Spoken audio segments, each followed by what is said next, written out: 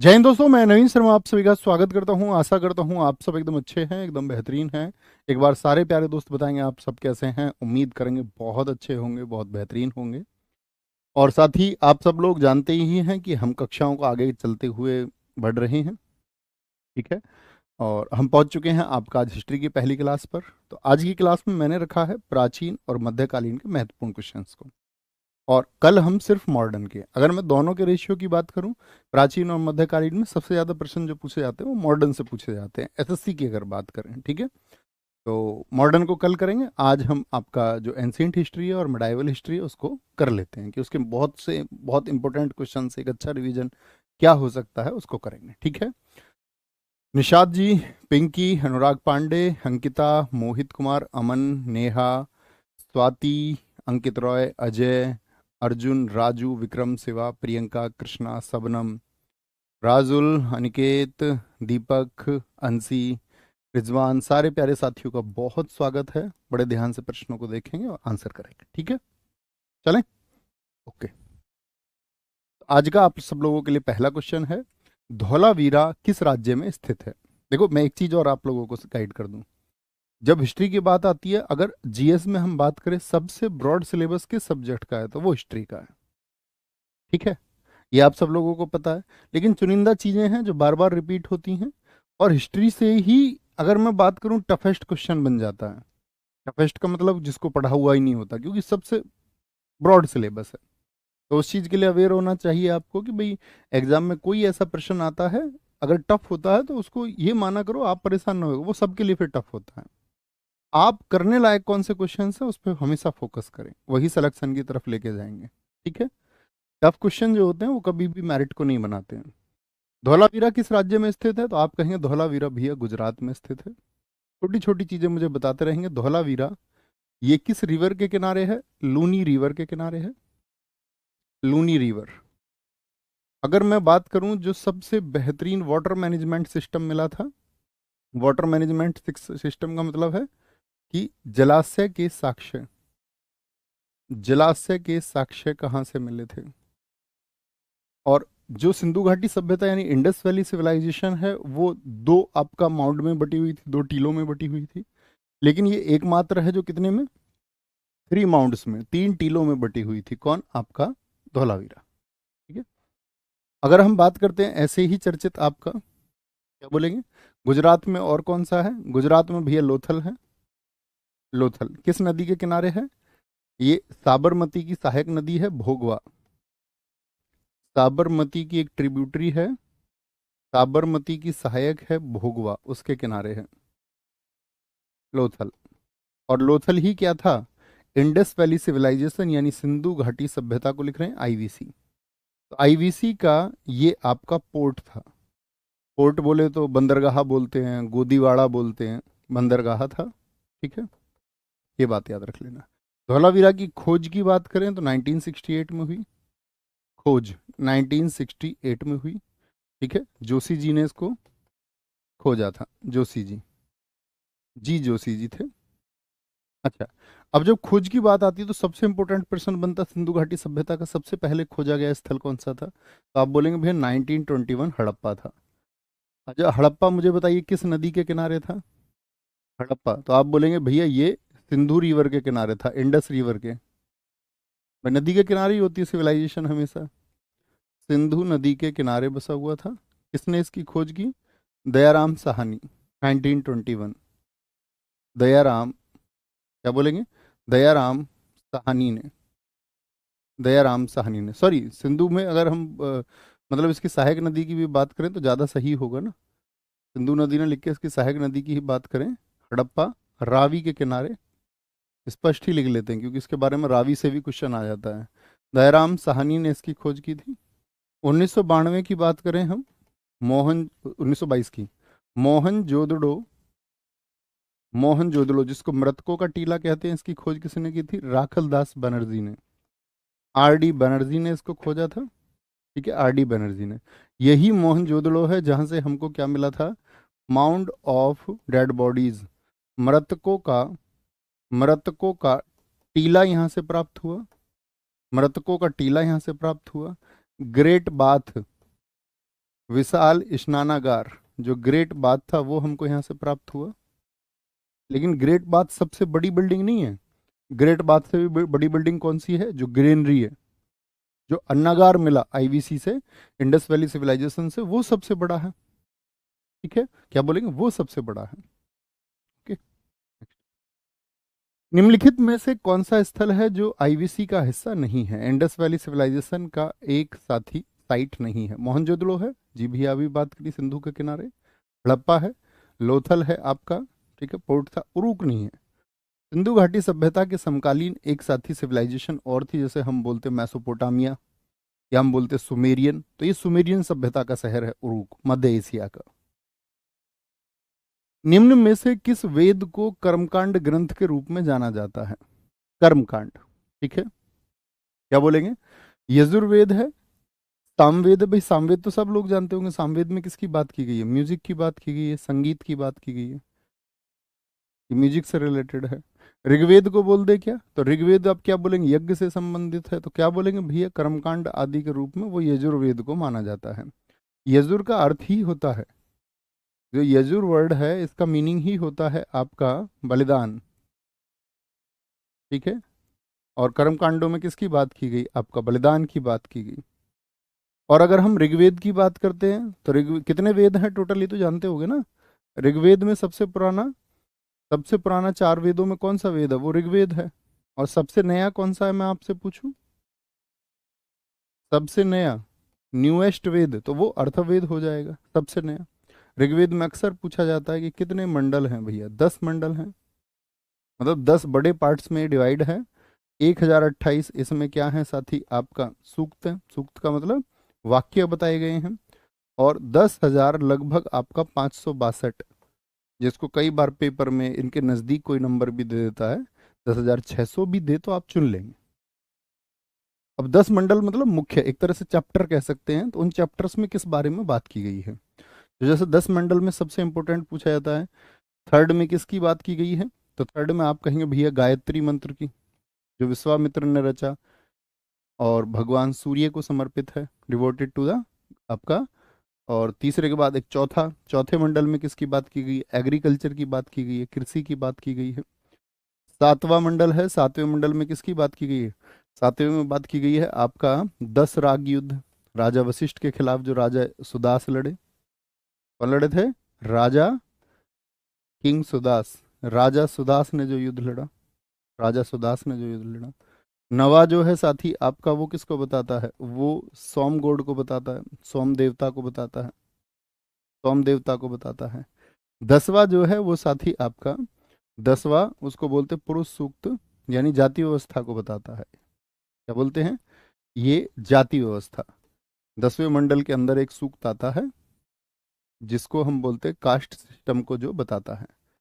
अब ये इसी को लोग कहते हैं कि भाई वेदों ने तो कास्ट सिस्टम को वैलिडेट कर दिया, जबकि ऐसा नहीं है। वहाँ स्पष्ट रूप से 10वें मंडल में आपका, जब आप चलेंगे तो आप सूक्त को पढ़ेंगे, पुरुष सूक्त को, तो उसमें क्या है कि जातियां जो होंगी वो कर्म के आधार पर होंगी। ऐसा नहीं होगा कि भाई कोई व्यक्ति जो है जन्म से आपका उसको कोई जाति हो जाएगी। जो व्यक्ति शिक्षा आदि से संबंधित रहेंगे उनको ब्राह्मण, जो व्यक्ति रक्षा आदि का कार्य करेंगे वह आपका क्षत्रिय, जो लोग व्यापार आदि को संभालने का काम करेंगे वो आपका वैश्य, और जो व्यक्ति स्वयं का काम करते हो अपना, तो वो कौन हो जाएंगे? आपका शूद्र हो जाएंगे। अब ऐसा नहीं था कि भाई शूद्र का कल कोई बच्चा आपका पढ़ाने लग जाए तो वो फिर किस कैटेगरी में आएगा? उसके अनुसार ब्राह्मण में। और ब्राह्मण का कोई बच्चा अपना काम करने लग जाए तो वो शूद्र में। तो पहले किसके आधार पर थी? कर्म के आधार पर थी। लेकिन धीरे धीरे धीरे धीरे उसको क्या कर दिया गया? उसको जातिगत बना दिया गया। ठीक है, उसका पतन कर दिया गया, फिर लोगों ने अपने हिसाब से ढाल लिया चीजों को। भारत की वैदिक काल अवधि कब तक चली? वैदिक काल अवधि बताएंगे एक बार। जो वैदिक पीरियड है, जो समय वेद लिखे गए, तो उसको बोलते हैं वैदिक काल भैया। ये आपका जो पूर्व वैदिक काल था उसका समय तो ये है, पूर्व वैदिक काल। ठीक है, लेकिन इसके बाद में भी वैदिक काल चला, जिसको हम बोलते हैं लेटर वैदिक पीरियड। लेटर वैदिक पीरियड, उत्तर वैदिक काल। और उत्तर वैदिक काल जो आपका लेटर वैदिक पीरियड था, वो चला था साथी आपका, क्या बोलेंगे भैया? आपका अगर हम बात करें 1000 BC से लेकर के आपका 1500 BC, ये तो बता दिया। उत्तर वैदिक काल चलता है आपका कब से? तो इसके बाद से 500 BC के बाद से, ठीक है, इसके बाद, इसके बाद का जो समय है। अभी जैसे हमने कुछ नदियों के नाम पढ़े, तो आपको एक बार थम्स अप करके बताना। जैसे कुछ नदियों के प्राचीन नाम मैं आपसे पूछूं तो आप बता सकते हैं। जैसे मैं बोलूं सतलज का पुराना नाम क्या है, तो आप कहेंगे भैया सतुद्री है, ठीक है। सिंधु घाटी सभ्यता के नगरों की स्थिति में आपसे पूछूं कौन किसके किनारे है, जैसे मैं पूछूं आपसे कालीबंगन किस रिवर के किनारे, तो आप कहेंगे घग्गर नदी के किनारे है, ठीक है। तो इस तरह से नदियों किस किनारे पे बसी हुई थी सभ्यता में। और साथ ही साथ में आपका अगर हम बात करें कि भाई प्राचीन नाम क्या थे, एक नाम और पूछते हैं आपसे, ठीक है। रावी का प्राचीन नाम क्या था? मतलब इन नदियों को पहले क्या कहा जाता था? इस तरह के प्रश्न भी परीक्षाओं में पूछे जाते हैं। बोलेंगे भाई सर बीसी क्या है? ये ऐसा पूछने की बात नहीं है, इसके लिए थ्योरी क्लासेस देखें, इसके लिए थ्योरी क्लासेस फिर देखें। बिफोर क्राइस्ट, ईसा के जन्म से पहले के समय को, ठीक है। ईसा का जन्म माना जाता है, कैलेंडर की शुरुआत आज चल रहा है क्या, 2024, ठीक है। 2024 यहां से शुरू हुआ। इससे पहले जितना भी समय है 2024 सालों से पहले, जो 2000 इन 2024 चल रहा है ना कैलेंडर में, इससे 1 साल पहले का जो समय है उसको 1 BC कह देंगे। यहां से जो 500 साल पहले का समय है उसको 500 BC कह देंगे। भैया 500 BC को मैं बोलूं तो आज से कितने साल पहले की बात मैं कर रहा हूँ, तो बस 2024 में जोड़ दो, 2024 में जोड़ दो, तो यानी कि हम आज से 2524 साल पहले की बात कर रहे हैं, समझे ना? आगे आएंगे, आगे आएंगे, नेक्स्ट नेक्स्ट नेक्स्ट है। क्या बोलेंगे? निम्नलिखित में से कौन सी मगध साम्राज्य की राजधानी थी? ये वो तंग करते होंगे बीच में पूछ के कि भैया ये क्या है। आगे आएंगे, ठीक है। सर देखो एक बार इसका क्वेश्चन चेंज भी हो जाता है ना, अक्की पूछ रहे हैं, देखो वैदिक पीरियड के क्वेश्चन के लिए कह रहे हैं। यहाँ पर एक क्वेश्चन था हमारा कि भैया भारत के वैदिक काल की अवधि यहाँ पर दी ही ये गई है।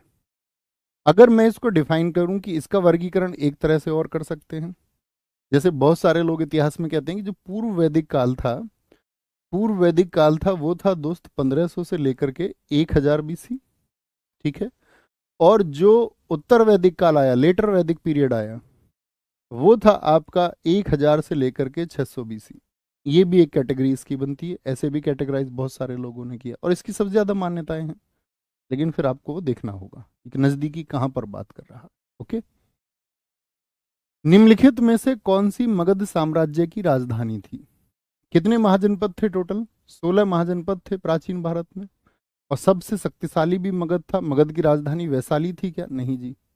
आप क्या बोलेंगे? राजगृह थी, जिसको राजगीर के नाम से जानते हैं। इसी की 2 राजधानी और कौन कौन सी थी राजगीर के अलावा? आप बोलेंगे भैया इसको, इसकी जो राजधानी थी उसको गिरिब्रज भी कहा जाता है, गिरिब्रज के नाम से भी जाना जाता है। बाद में क्या हो गई थी इसी की राजधानी? सबसे बाद में पाटलिपुत्र हो गई थी, जब उदयन ने उसको बसाया था, ठीक है, पाटलिपुत्र। एमटीएस का अगर कोई बच्चा है तो मैं उसको बताऊंगा, अगर उनको बेसिक चीज़ों की समझनी है तो पहले आपको थ्योरी क्लासेस करनी होंगी, ठीक है। फिर आपको थ्योरी क्लासेस करनी चाहिए हमेशा, ऐसा नहीं कि भैया आपका एकदम से जो है मुझे तो वो मिल रही है वंडर क्लास तो उसको एक बार लपक लेते हैं, ऐसा नहीं।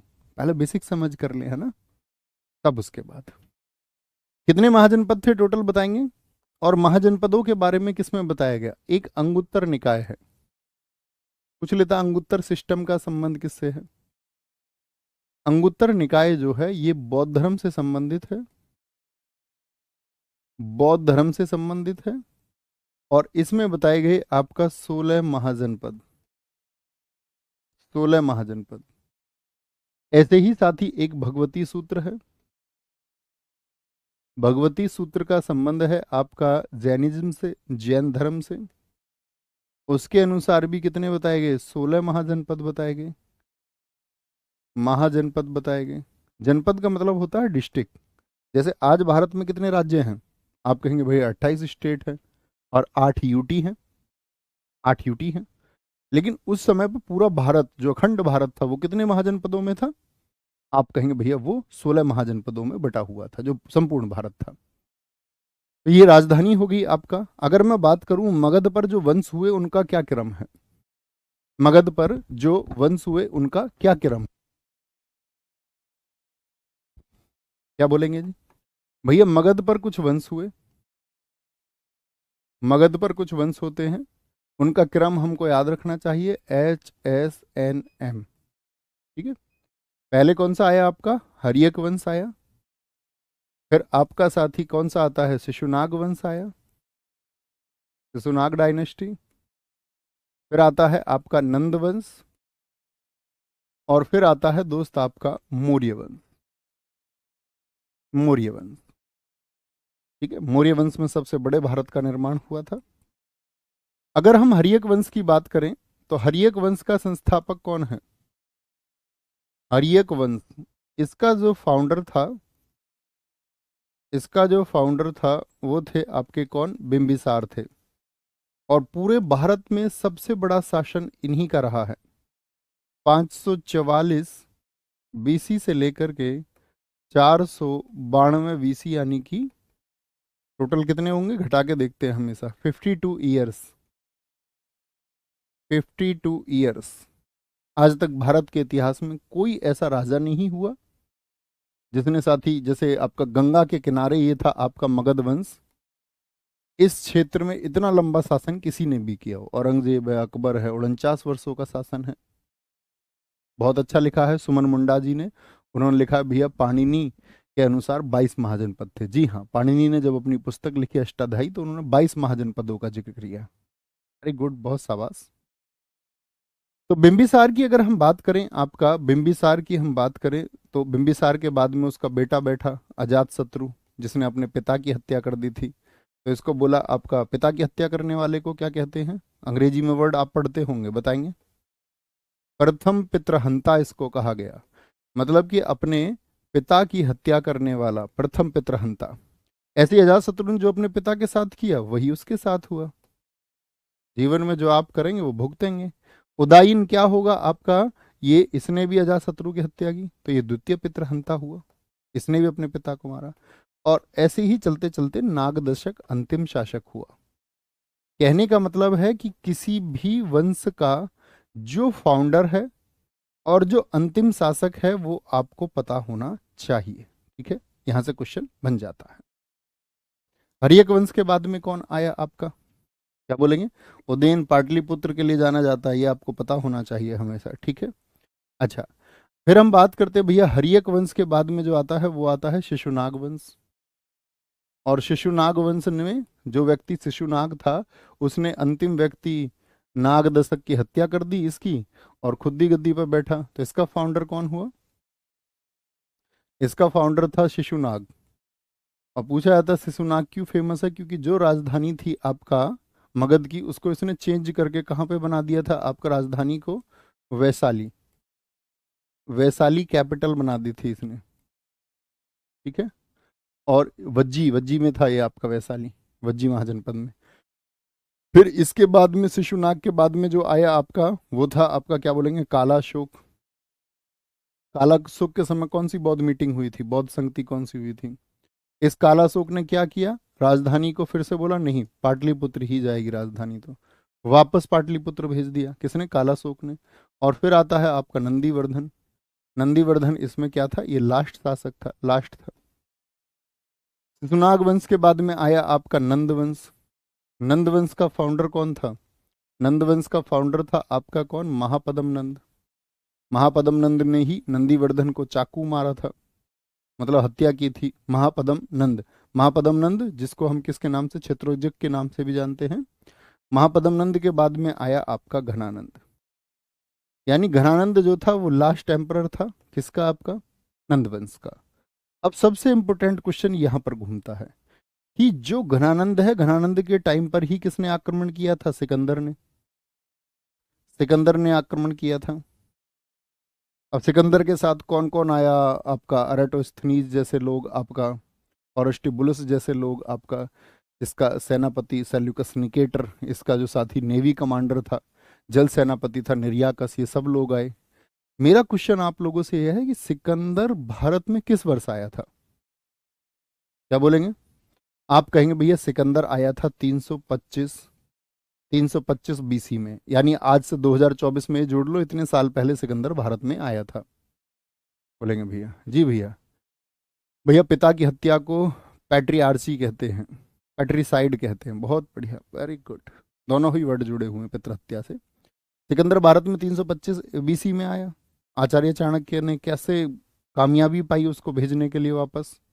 राजा पुरुष से लड़ाई, जिसको हाइडोस्पीज का युद्ध कहते हैं, उसमें सिकंदर की जीत हुई थी। राजा पुरुष ने घुटने नहीं टेके थे। तो वो सब व्याख्यान आते हैं इसमें। इंपॉर्टेंट है कि किसके टाइम पर हुआ। यही घनानंद इसने आचार्य चाणक्य को बेइज्जत किया। तो आचार्य चाणक्य ने अपनी शिखाएं खोल करके ये प्रण ले लिया था कि भाई जब तक मैं तुम्हारा सर्वमूल नाश नहीं कर दूंगा तब तक चुप नहीं बैठूंगा, क्योंकि तुम बहुत क्रूर व्यक्ति हो। क्रूर का मतलब तुम जनता के बिल्कुल हितैषी नहीं हो, और जनता से तुम जबरन जो है वो कर्ज कर आदि वसूलते हो। तो फिर उन्होंने उसका समूल नाश किया। एक बच्चे को खड़ा किया जिसका नाम था चंद्रगुप्त मौर्य, तो उसने मौर्य वंश की स्थापना की। ठीक है, बहुत बढ़िया, very good very good. 325 BC, 325 BC, 325 BC, बहुत सारे साथियों ने लिखा। देखो 325 बीसी, इसमें भी कुछ साथियों को दोहराई हो सकती है। जो 325 बीसी है ना सिकंदर का, ये है हाइडेस्पीज का वॉर। हाइडेस्पीज यानी जिसको हाइडेस्पीज किस नदी का नाम था, इसको बोलेंगे आप वितस्ता का युद्ध है जी। वितस्ता किसको बोलते हैं? झेलम को। तो इस रिवर के किनारे लड़ा 325 में उसने। किससे लड़ा था? राजा पुरु से लड़ा था। राजा पुरु, जिनको राजा पोरस भी कहा जाता है, राजा पोरस। तो 325 बीसी में पोरस से युद्ध हुआ। कभी भी ये पूछ ले सिकंदर भारत की सीमाओं में प्रवेश कब किया उसने? प्रवेश, तो प्रवेश उसका 326 बीसी में ही हो गया था, भारत की सीमाओं में, भारत के क्षेत्र में। राजा किसने? आम्भीक ने उसको बुलाया। आम्भीक को इसीलिए हम दुश्मन कहते हैं। आम्भीक जो सिंध में था, राजा पुरु जो पोरस में थे, आप पोरस जो थे वो पंजाब में थे आपका। ठीक है, ये आपको पता होना चाहिए। वापस कब गया? 323 में गया। वापस लौटते समय उसकी मौत हो गई। निम्न में से कौन सा स्थान है जो जैन धर्म से संबंधित नहीं है? दिलवाड़ा, ये राजस्थान में है। पार्श्वनाथ, उनके साथी आपका तीर्थंकर हैं।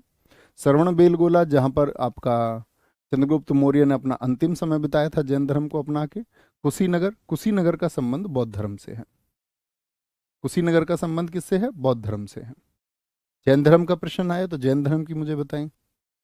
जैन धर्म में कितने तीर्थंकर हुए? तीर्थंकर का मतलब है जिन्होंने सच को प्राप्त किया, जिनको ये ज्ञान हो गया कि भाई सत्य क्या है, जिन्होंने लोगों को गाइड किया, रास्ता दिखाया। तो जैन धर्म में क्या बोलेंगे? तीर्थंकर जो हुए, तीर्थंकर जो हुए, तीर्थंकर वर्ड पूछा जाता है कि भैया जो तीर्थंकर वर्ड है ये किससे जुड़ा हुआ है? तो आप कहेंगे तीर्थंकर हुए भैया आपके 24। कौन थे पहले? पहले जो तीर्थंकर थे वो थे ऋषभ देव। ऋषभ देव थे, ठीक है, पहले तीर्थंकर। 24वें कौन थे आपका? तो 24वें हैं हमारे महावीर स्वामी जी। क्या बोलेंगे? महावीर स्वामी जी थे, महावीर स्वामी जी, है ना। अच्छा, यहीं पर पूछा जाता आपका 23वें तीर्थंकर कौन थे? 23वें आपसे पूछे तो आप क्या बोलेंगे? पार्श्वनाथ, जो ऑप्शन बी में लिखे हुए हैं, पार्श्वनाथ थे। ठीक है, अब ये जो पार्श्वनाथ हैं, इन्होंने ही साथी क्या किया था? 4 एजुकेशन दी थी, 4 शिक्षाएं दी इन्होंने। और वो 4 शिक्षाएं कौन कौन सी थी? आप कहेंगे भैया एक तो इन्होंने बोले कि भी सच बोलना चाहिए, सत्य बोलना चाहिए, हिंसा नहीं करनी चाहिए, हिंसा की बातें नहीं करनी चाहिए, अहिंसा। ठीक है, अस्तेय, जो लोग नहीं जानते अस्तेय का मतलब है चोरी नहीं करना चाहिए, मतलब किसी जिस व्यक्ति की वो संपत्ति है उससे बिगर बिगर पूछे उसको ग्रहण नहीं करना। अपरिग्रह, अपरिग्रह का मतलब होता है धन संचय ना करना, मतलब पैसे वो कारण बनेंगे दुख का, ये इन्होंने बोल दिया। महावीर स्वामी ने 5वीं शिक्षा जोड़ी, और 5वां जो व्रत था वो उन्होंने जोड़ा ब्रह्मचर्य। ब्रह्मचर्य, ठीक है, कि भाई ब्रह्मचर्य का पालन करना होगा, ब्रह्मचर्य का पालन करना होगा। ये सब किसने बोले? ये महावीर स्वामी जी ने। तो 5वां इन्होंने बोल दिया। ऐसे ही पूछा जाता है जैन धर्म की शाखाएं कौन सी हैं? जैन धर्म की जो साथी शाखाएं हैं, ब्रांचेज हैं, कितने तरह के लोग हैं? एक तो भैया जो श्वेतांबर यानी श्वेत वस्त्रों को जो पहनते हैं, श्वेतांबर, और एक है दिगंबर, दिशाएं ही जिनके वस्त्र हैं, दिक धन अंबर, दिगंबर, यानी ये लोग क्या रहते हैं? नग्न रहते हैं। कैसे रहते हैं? नग्न रहते हैं। ये आपका जो सफेद कपड़े पहनते हैं, ठीक है, सफेद कपड़े पहनते हैं, ये लोग हो गए।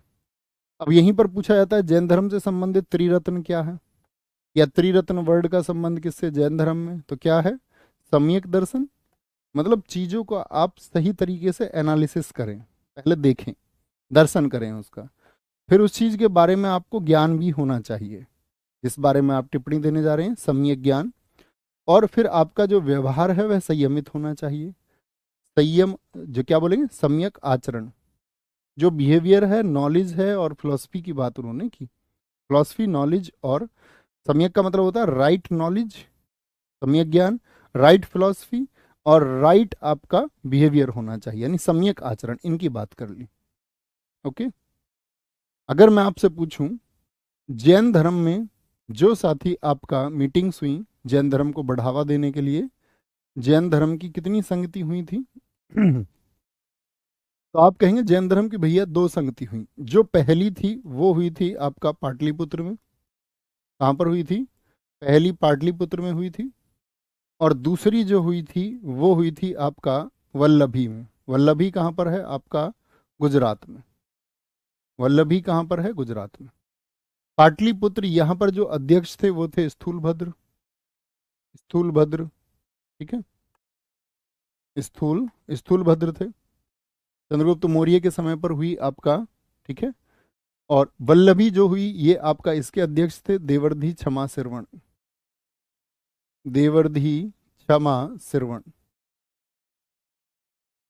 ठीक है।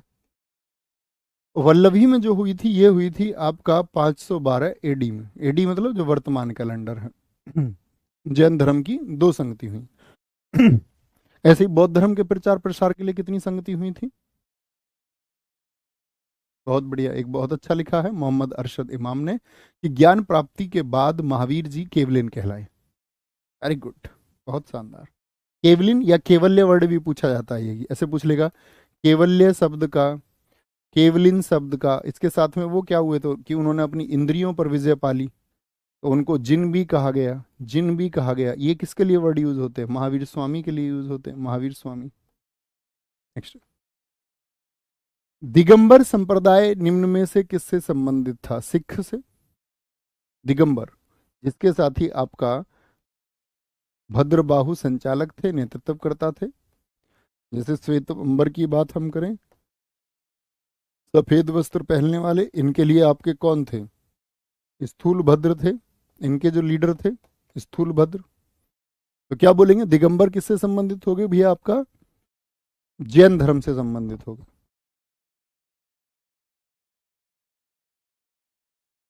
अगर मैं बात करूं कि जितना भी जैन लिटरेचर है, जितना भी जैन साहित्य है, उसको क्या कहते हैं? तो जैन साहित्य जिससे जैनों के बारे में जानकारी मिलती है, उनके आचार विचार क्या, उनकी फिलॉसफी है, उसको कहा जाता है आगम। क्या बोलते हैं उसको? उसको भैया आगम कहा जाता है, आगम। वैशाली में द्वितीय बौद्ध संगति किसके द्वारा संचालित की गई थी? दूसरी जो बौद्ध संगति हुई। तो कितनी बौद्ध संगति हुई? हुई तो ऐसे मुख्यतः तो 4 कहा जाता है। कितनी हुई? मुख्यतः 4 हुई। 4 हुई हैं। पहली कहां पर हुई थी? आरवीपी के राजगृह, वैशाली, पाटलिपुत्र, पाटलिपुत्र, और आपका कुंडलवन। राजा कौन कौन थे आपका? क्या बोलेंगे भैया? राजा थे आपका अजात शत्रु, कालाशोक,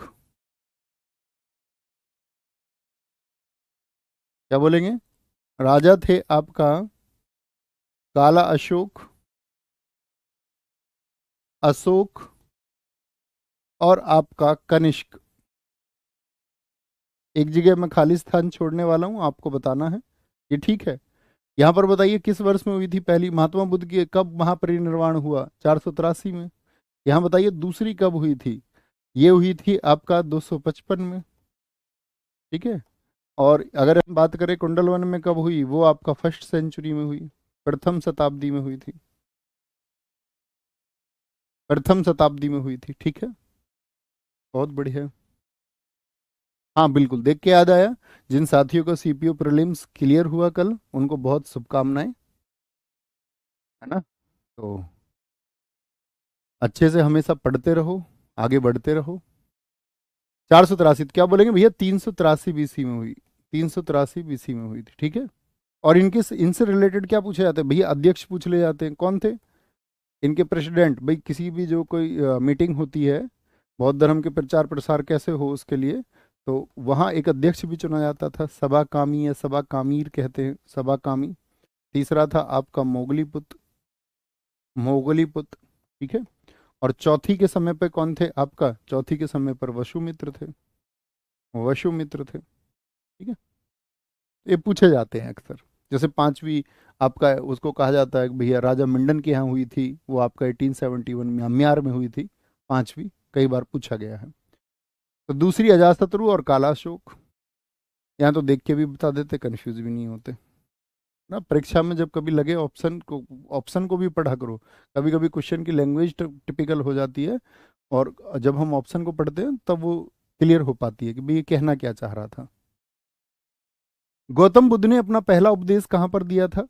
बताएंगे जी। बोध गया। बोध गया में तो क्या हुआ? उनको ज्ञान प्राप्त हुआ। लुम्बिनी में उनका जन्म हुआ था। कुशीनगर में उनका महापरिनिर्वाण हुआ, अंतिम समय भी था। तो क्या बोलेंगे भैया? सारनाथ। जी भैया।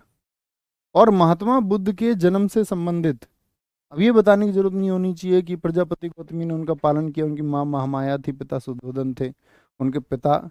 इनका बस ये बताओ कि किस वंश से संबंधित थे। तो आप क्या बोलेंगे भैया? ये शाक्य डायनेस्टी से थे, इसीलिए इनको शाक्य सिंह कहा गया है। शाक्य वंश से ये संबंधित हैं।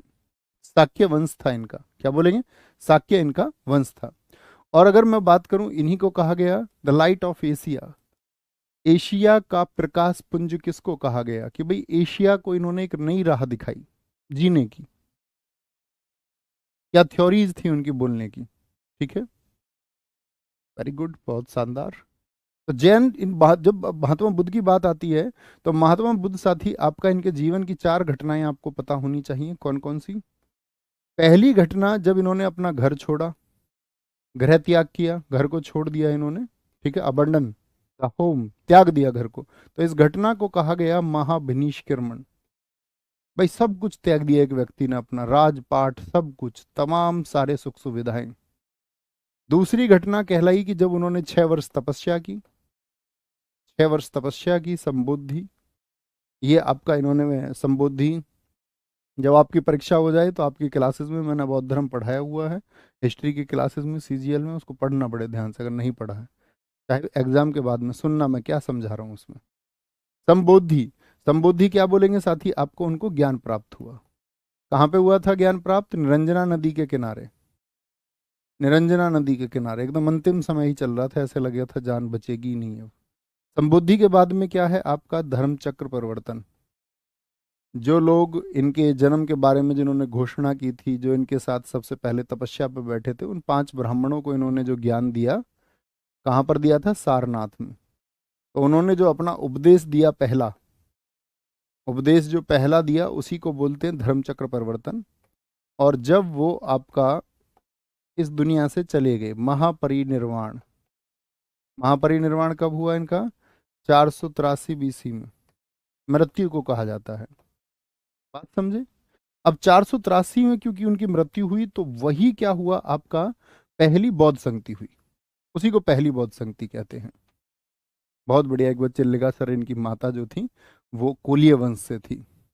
अजब, उस तरह की चीजों की जरूरत है। विनय पिटक और सुत्त पिटक इनमें से किसकी शिक्षाओं के संकलन है? विनय पिटक और सुत्त पिटक क्या गौतम बुद्ध की शिक्षाओं को बताते हैं, या आपका ऋषभ देव, या महावीर जैन, या गुरु गोविंद सिंह? तो आप कहेंगे भैया गौतम बुद्ध जी। कितने पिटक हैं? त्रिपिटक। जो बौद्ध धर्म है आपका पाली भाषा में लिखा गया, इस लैंग्वेज में लिखा गया बौद्ध धर्म को, पाली भाषा में, त्रिपिटकों को भी। तो एक तो इनके आपका शिष्य थे उपाली, तो उपाली लिखते हैं विनय पिटक को। विनय पिटक, पिटक का मतलब पिटारा, ज्ञान का पिटारा। कैसा उन्होंने ज्ञान बताया? उन्होंने बताया कि संघ संबंधी नियम, संघ संबंधी नियम, कि भाई अगर आप बौद्ध संघ से जुड़े हुए हैं तो कौन से नियम आपको पालन करने पड़ेंगे, किस बिहेवियर में आपको रहना पड़ेगा, भाई किस तरह उठना होगा, कितनी देर आपको साथी योग पर बैठना पड़ेगा, कितनी देर आपको साथी फिर प्रवचन में शामिल होना पड़ेगा, यानी आपकी जो नियत क्रियाएं हैं दिन की, जो डेली लाइफ है वो कैसे होगी। ये उपाली शिष्य ने इसके लिए विनय पिटक लिखा। जैसे एक आते हैं आपका, इनके सबसे प्रिय शिष्यों में से एक राजघराने के ही व्यक्ति थे, आपका क्या बोलोगे, क्या नाम है, आनंद। आनंद ने लिखा सुत्त पिटक, क्योंकि आनंद सबसे ज्यादा नजदीक रहे इनके, ठीक है, राजघराने के व्यक्ति थे। आपको पता महात्मा बुद्ध के सारे लोगों ने ही छोड़ दिया था, खुद गौतम बुद्ध ने नहीं, सारे लोगों ने। धार्मिक सिद्धांत, देवव्रत की कहानी आपने सुनी होगी, हंस की कहानी बचपन में सुनी है कि एक हंस को देवव्रत कहता है, इस पर तो मेरा हक है, मैंने इसका शिकार किया है, लेकिन वो उसकी पट्टी वट्टी करते हैं, उसको बचाते हैं हंस को। महात्मा बुद्ध वो कहते हैं नहीं, ये मेरा है क्योंकि इसका जीवन मैंने बचाया है। तो फैसला लिया जाता है कि भाई कौन ठीक है, मारने वाला या बचाने वाला। तो उन्होंने कहा कि भैया बचाने वाला जो है वह प्रमुख है। तो डिसीजन गया किसके पक्ष में आपका, डिसीजन गया महात्मा बुद्ध के पक्ष में। लेकिन ये जितने भी इनके चाचा ताऊ के चचेरे लोग थे, इन सब ने आपका छोड़ दिया, क्योंकि जब महात्मा बुद्ध चले गए तो राजा शुद्धोधन को दुख तो हुआ ही। राजा शुद्धोधन ने सोचा कि भाई अब तो किसको गद्दी पे बिठाया जाएगा। तो देवव्रत के बस ऐसे समझो राज सिंहासन की तैयारी ही चल रही थी कि अपनी तपस्या के बाद में वापस लौटे। देवव्रत भी इनके साथ हो लिए, देवव्रत भी फिर इनके साथ हो लिए थे। ये सब इनके परिवारजन हैं। तीसरा जो पिटक है वो है अभिधम्म पिटक। अभिधम्म पिटक, कितने लोग बता सकते हैं अभिधम्म पिटक को किसने लिखा है? अभिधम्म पिटक को भैया इनके एक शिष्य थे मोगली, उन्होंने लिखा। ठीक है, जैसे धार्मिक सिद्धांत मैंने आपको बताए, इसी में महात्मा बुद्ध ने अपने जीवन में क्या कहा वो सब उपदेश लिखे गए हैं। अभिधम्म पिटक में साथ ही आपका फिलॉसफी की बातें की गई हैं, दार्शनिक शिक्षाएं हैं, दार्शनिक शिक्षाएं हैं। जैसे मैंने आपको बताया कि जैन धर्म की दो शाखाएं हैं, दो शाखाएं हैं आपका कौन कौन सी भी है, दो शाखाएं हैं आपका दिगंबर और श्वेतांबर। ऐसे ही बौद्ध धर्म की कौन सी दो शाखाएं हैं बताएं, बौद्ध धर्म की कौन सी दो शाखाएं हैं? तो एक तो है हीनयान, हीनयान, और एक है आपका साथी महायान, हीनयान और महायान। तो जो महायान है वो लोग तो वो हैं जो भगवान बुद्ध को ईश्वर समझते हैं, कहते हैं ये भगवान है। और हीनयान वो लोग हैं जो ये कहते हैं कि भैया ये क्या बोलेंगे, एक विशेष व्यक्ति तो है लेकिन ईश्वर नहीं है, ईश्वर नहीं है। और जो हीनयान शाखा चली वो है आपका महाकश्यप की। महाकश्यप इस विचारधारा को आगे बढ़ाने वाले व्यक्ति थे। और आपका महायान जो चली वो वसुमित्र ने आगे बढ़ाई, वसुमित्र ने आगे बढ़ाया उसको, ठीक है, वसुमित्र ने, ये आपको पता होने चाहिए। जेंदा अवस्था के साथ जुड़ा हुआ है, जैसे कुरान शरीफ आपका इस्लाम के साथ में जुड़ा हुआ है। अगर हम बात करें आपसे बाइबिल किससे, ईसाई धर्म से जुड़ा हुआ है। ऐसी जेंदा अवस्था किसकी पुस्तक है? जेंदा अवस्था का संबंध है आपका पारसी धर्म से, ठीक है, पारसी से। गुरु ग्रंथ साहिब सिख धर्म से जुड़ा हुआ है। बौद्ध धर्म के पिटक हैं, और जैन साहित्य हैं आपके आगम, है ना, अभी मैंने बताया। बौद्ध संरचना में जो धमेक स्तूप है वो कहाँ पर है? बहुत इंपॉर्टेंट क्वेश्चन, धमेक स्तूप। अच्छा, यहाँ पर एक क्वेश्चन और पूछा, सारनाथ कहाँ पर है? तो यूपी में है, वो आपको पता ही होना चाहिए। एक साथी बरहूत स्तूप पूछता है, सांची का स्तूप, बरहूत स्तूप एमपी में है, सांची स्तूप एमपी में है, ये आपको पता होने चाहिए हमेशा, है ना। तो धमेक स्तूप कहाँ पर है साथी? आपका सारनाथ में। स्तूप शब्द का संबंध किससे है? वो साथी आपका बौद्ध से है। ऐसे ही मैं आपसे वो पूछते हैं, क्या बोलते हैं उनको, मठ। मठ का संबंध किससे है? मोनेस्ट्री। मठ का संबंध भी किससे है आपका? मठ का संबंध भी किससे है साथी? आपका बौद्ध धर्म से। सारनाथ यूपी में है। बरहूत स्तूप मैंने आपको बताया।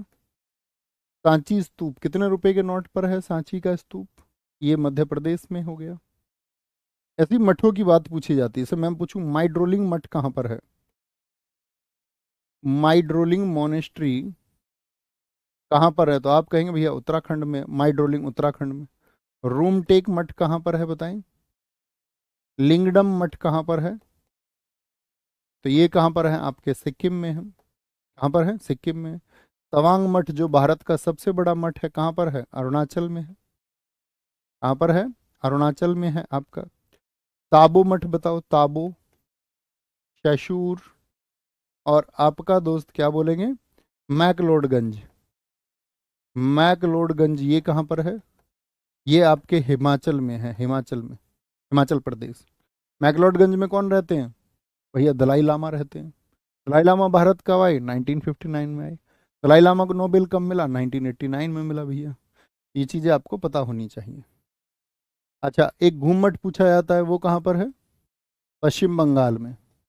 और यहाँ देखिए माइड रोलिंग और नाम ड्रोलिंग में कंफ्यूज मत हो जाना, कभी इसमें कंफ्यूज हो जाओ, एक नाम ड्रोलिंग भी है, कभी ऐसा लगे पढ़ने में एक जैसा। नाम ड्रोलिंग और बैलकुप्पे मठ, बैलकुप्पे ये कहाँ पर है, आपका कर्नाटक में है। कहाँ पर है, कर्नाटक में है, कर्नाटक में है। नेक्स्ट, सम्राट अशोक किसके उत्तराधिकारी थे, भैया बहुत सारे स्तूप अशोक ने बनवाए थे। सुनील सोलंकी जी, बहुत अच्छा लिखा है सर। बौद्ध धर्म से संबंधित एक शब्द चैत्य का संबंध प्रार्थना सभा से होता है। वेरी गुड सर, आज मुझे सुबह सुबह चूहे ने काट लिया, तुम्हारे को शामिल नहीं करेंगे, कंटेंट से रिलेटेड कुछ बात करो। कल ही बताया रेबीज इंजेक्शन लगवा लेना, बहुत बढ़िया सर। अवेस्ता की तुलना ऋग्वेद से की गई है, जाह्नवी, बहुत शानदार। धर्मशाला में भैया क्रिकेट का स्टेडियम भी है, जी हाँ, एचपीएस से बोलते हैं उसको। क्या है? सम्राट अशोक किसके उत्तराधिकारी थे, सम्राट अशोक बताएंगे एक बार। चंद्रगुप्त मौर्य, बिंदुसार, सुसीम या फिर दशरथ। सुसीम तो भाई अशोक का भाई है, तो क्या बोलेंगे भैया, नंदवंश का खात्मा करके, नंदवंश का खात्मा करके कौन सा वंश आया था, वो आया था आपका, वो आया था आपका मौर्य वंश। और मौर्य वंश में जो शासक हुए आपका सबसे पहले हुए चंद्रगुप्त मौर्य, चंद्रगुप्त मौर्य, चंद्रगुप्त मौर्य, ठीक है। इनको बोलते हैं सी बी ए, उल्टा कर देते हैं। बी से बने आपके बिंदुसार, बिंदुसार, बिंबिसार नहीं, वो तो बिंबिसार थे, बिंदुसार है ये अशोक। अशोक का उत्तराधिकारी बाद में कुणाल हुआ। तो चंद्रगुप्त मौर्य बने आपका 24 वर्षों के लिए, 298 BC। इनके टाइम पूछे जाते हैं जिसका मैं लिख रहा हूँ, उन सब का टाइम बहुत इंपॉर्टेंट है। 298 से लेकर के आपका 273 BC, 4 वर्षों तक संघर्ष रहा अशोक और अशोक के भाइयों के बीच में। फाइनली अशोक 269 से लेकर 232, तो ये अंतर देख लेना कितने वर्षों तक के लिए अशोक गद्दी पे बैठा, तो आप बोलेंगे भैया 37 वर्षों के लिए गद्दी पे बैठा था। चंद्रगुप्त मौर्य, साथ ही इनके समय पर कौन था आपका, भाई सिकंदर तो उल्टा चला गया। आचार्य चाणक्य इनके पीएम थे, बहुत अच्छी योजनाएं चली, चाणक्य नीति के अनुसार ये चले और देश को सशक्त बनाया, मजबूत बनाया। तो क्या बोलेंगे यहाँ पर, चंद्रगुप्त मौर्य का जो सामना हुआ, टकराव हुआ, क्योंकि सिकंदर तो चला गया लेकिन सिकंदर अपने इलाके को अपने सेनापतियों के बीच में बांट गया, जिसमें से इनका विरोध किससे हुआ था, रोवेला के वॉर में सेल्यूकस निकेटर से। सेल्यूकस निकेटर को इन्होंने हराया और उसकी फिर विवाह संबंध स्थापित किए उसकी बेटी से, ठीक है। सेल्यूकस निकेटर, सेल्यूकस निकेटर इनसे संबंधित है। एक दोस्त सेल्यूकस निकेटर के समय पर ही, सेल्यूकस निकेटर ने जब इनके आपस में रिश्तेदारी हो गई, ससुर हो गया ये इनका, तो मैगस्थनीज को भेजा। वही मैगस्थनीज जिसने कौन सी पुस्तक लिखी थी, इंडिका। कितने लोग बता सकते हैं मैगस्थनीज ने इंडिका में क्या लिखा। अशोक अपने 100 भाइयों को मार के बैठा था क्या, बच्चा ये सब थ्योरी की बातें हैं। मैंने कक्षा में सब कुछ बता रखा है, इतिहास पढ़ाते समय सब कुछ, क्या मिथ है, कौन सी पुस्तक क्या कहती है, किसके अनुसार ये बात की गई। बहुत बढ़िया, मोहम्मद एहसान शेख ने लिखा है। चाणक्य को विष्णुगुप्त भी कहते हैं, जी हाँ, उनको भारत का मैकियावेली भी कहते हैं, है ना, उनको चाणक्य भी कहते हैं, उनको कौटिल्य भी कहते हैं। उन्होंने अर्थशास्त्र लिखा, क्या लिखा था, अर्थशास्त्र, आचार्य चाणक्य। अर्थशास्त्र जो बुक उन्होंने लिखी उसका संबंध किससे है, अर्थशास्त्र। क्या ये धन से संबंधित है? आप कहेंगे नहीं, ये आपका राजनीति विज्ञान से, पॉलिटिकल साइंस से रिलेटेड है। राजनीति इसका मुख्य विषय था। राजनीति, राजा को कैसा होना चाहिए, किस तरह का निकाय होना चाहिए, आज पूरी दुनिया इस्तेमाल करती है उनकी नीति को। ठीक है। बिंदुसार, बिंदुसार के बाद में आता है साथी आपका अशोक, और अशोक के बारे में आपको ये पता होना चाहिए, अशोक का जो नाम है इसको बोलते हैं, अशोक को क्या बोलते हैं, प्रियदर्शी किसको कहा जाता है? देव नाम प्रियदर्शी। प्रियदर्शी नाम से किसको जाना जाता है? वो अशोक को जाना जाता है। अशोक के 4 इंपोर्टेंट साथी, एक तो मास्की, मास्की आपका साथी, इसका मास्की अभिलेख जो है, मास्की स्क्रिप्ट आपका कहाँ का है? मास्की अभिलेख, मास्की अभिलेख से इसका नाम पता चलता है, वो है आपका कर्नाटक में। कहाँ पर है? कर्नाटक में है। जैसे मैं आपसे बात करूं, नेटूर कहाँ पर है? सॉरी, नेटूर कहाँ पर है? नेटूर। उदय गोलान कहाँ पर है? ये भी कर्नाटक के हैं। उदय गोलान कहाँ के हैं? कर्नाटक के हैं। एक गुर्जरा अभिलेख पता चलता है जो अशोक से संबंधित है। गुर्जरा अभिलेख, गुर्जरा कहाँ का है? एमपी का है। कहाँ का है? मध्य प्रदेश का है। ठीक है। अशोक ने अपने पूरे जीवन में अपने आदेशों को खुदवाया। आपको पता है कलिंग युद्ध के बाद में उसका हृदय परिवर्तन हो गया, उसने बौद्ध धर्म को अपना लिया। तो अशोक ने पूरी जनता को जो मैसेज दिए वो किसके दिए? 14 शिलालेखों के माध्यम से। रॉक एडिक्ट, पत्थरों पर लिखवाए, शिलाओं पर लिखवाए। पिलर 7 स्तंभ लेख, गुफाओं में लिखवाया। 3 गुहा लेख भी हैं उसके। बहुत बढ़िया जी जानवी, वेरी गुड। तो जो 14 शिलालेख हैं साथी आपके, उन 14 शिलालेखों में से पहले शिलालेख में क्या बताया गया है? उसने पहला भी छोड़िए, उसने तो समस्त प्रजा को अपनी संतान बताया, फिर समस्त प्रजा को अपनी संतान बताया। सेकंड में क्या बताया? सेकंड में उसने साउथ के जो साथी आपका स्टेट है इनका जिक्र किया था।